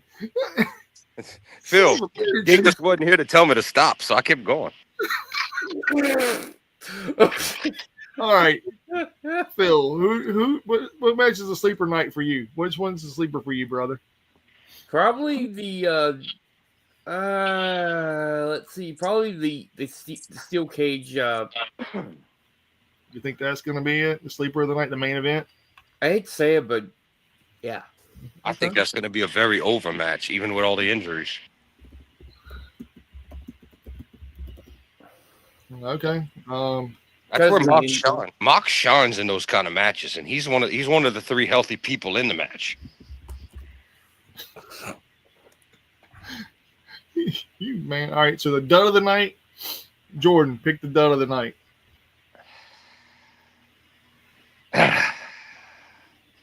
Hate to say this, but I'm torn.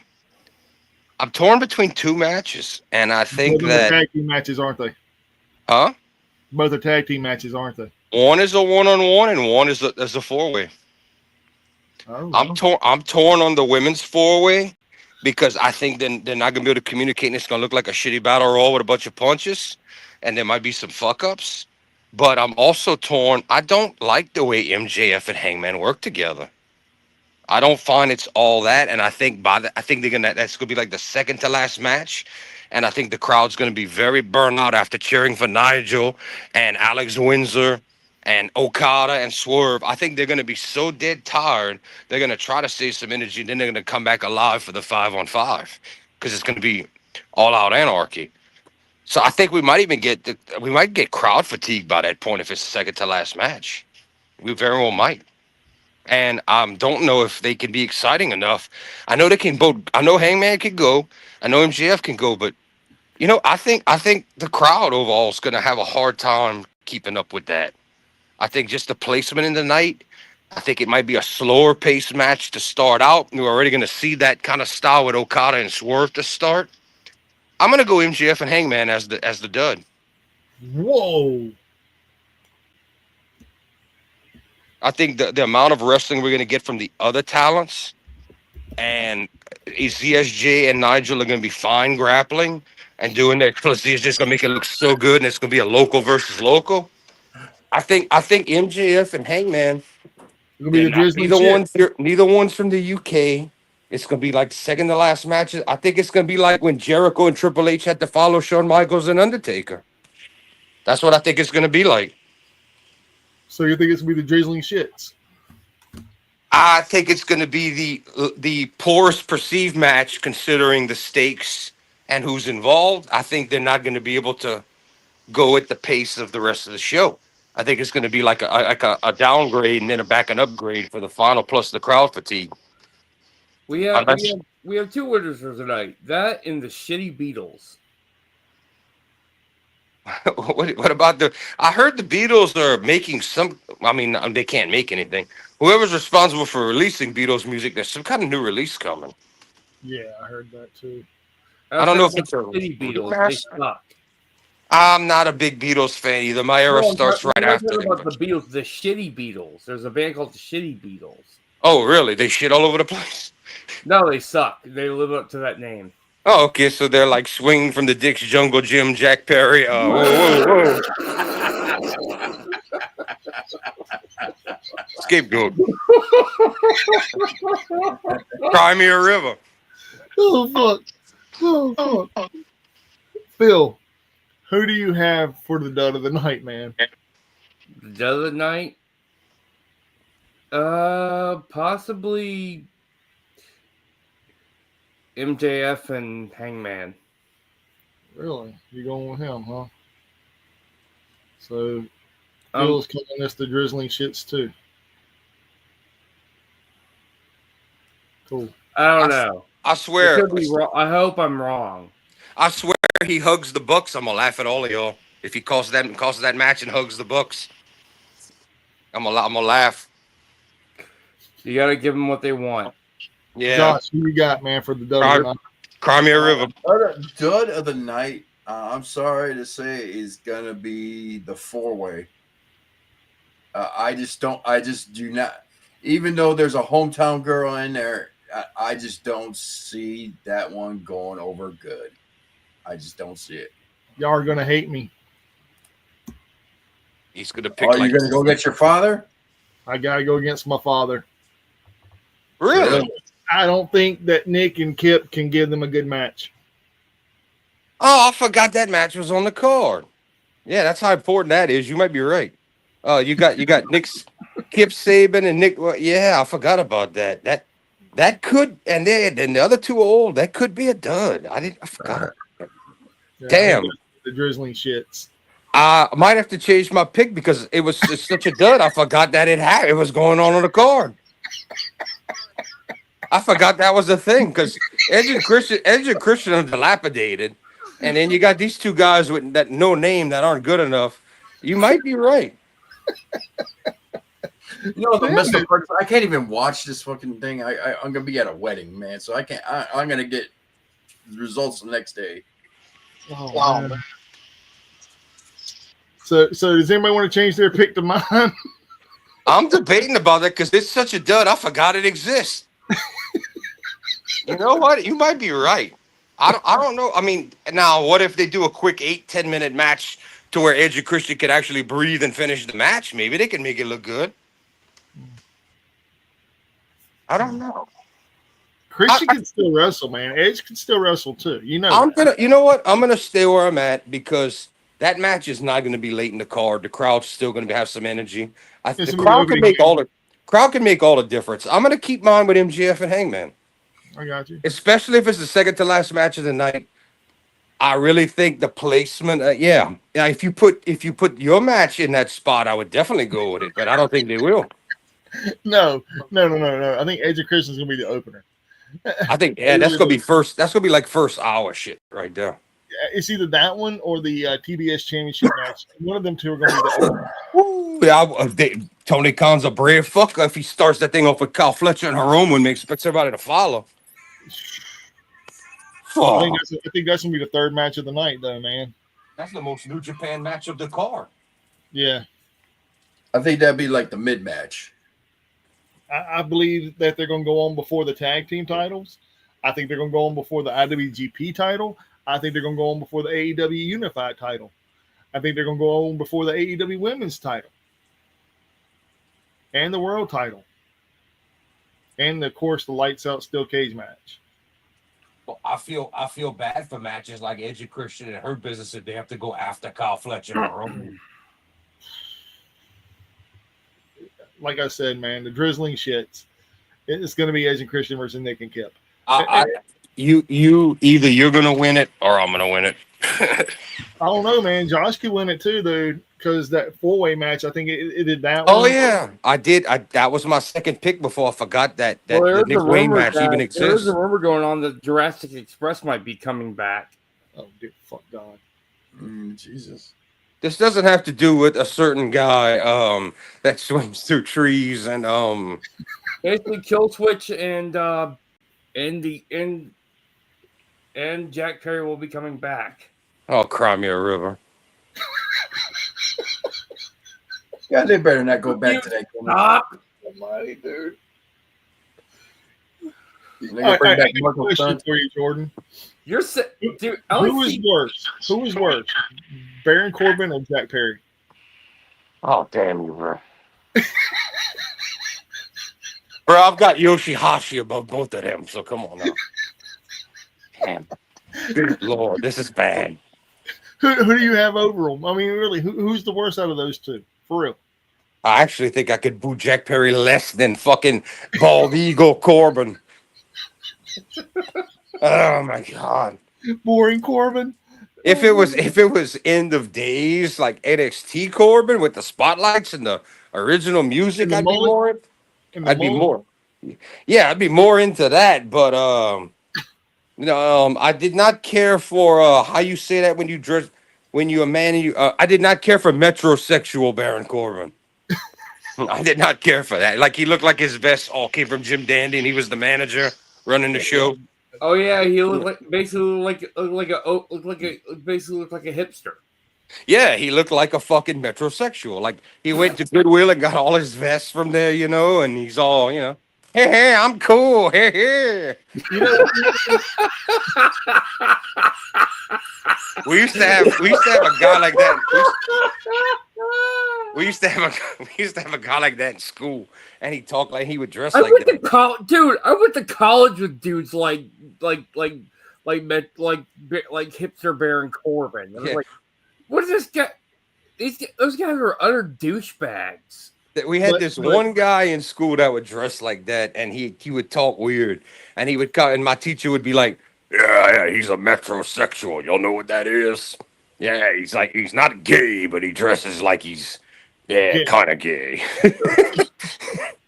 But that dude would stop by the classroom, and they would tell him. My teacher would fuck with him. He would be like, "Looking snazzy today, boy." And he'd be like, "Oh yeah, gotta look good for the women, yeah." All right, I gotta go over here to the chip machine. That's really how they do. Good night. It was nice having a wrestling channel. For real. Jesus, man. What the fuck? What the hell? That's really how he talked like that. He'd laugh and he'd talk just like that with the accent, and he was really do the.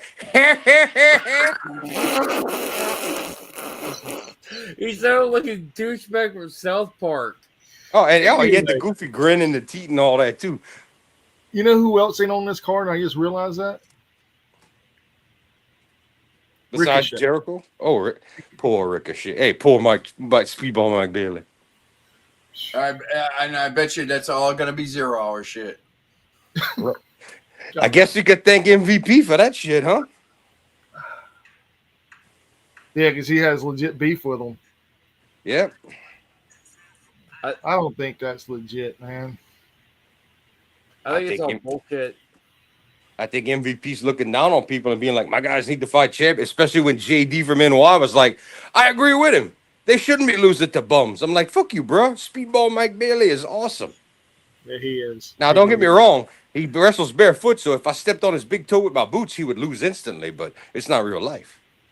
Yeah. I'll tell All you. right, so we got our picks.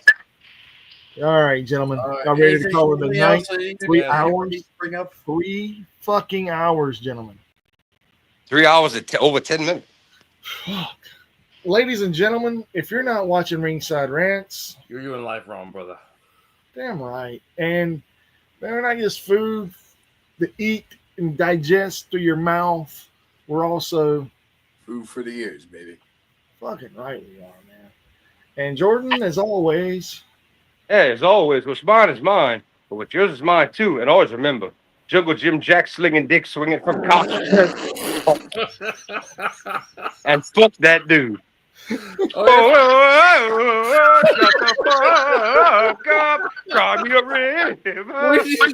what do you think of Naito, by the way? He sounds like he looks like a bum, right?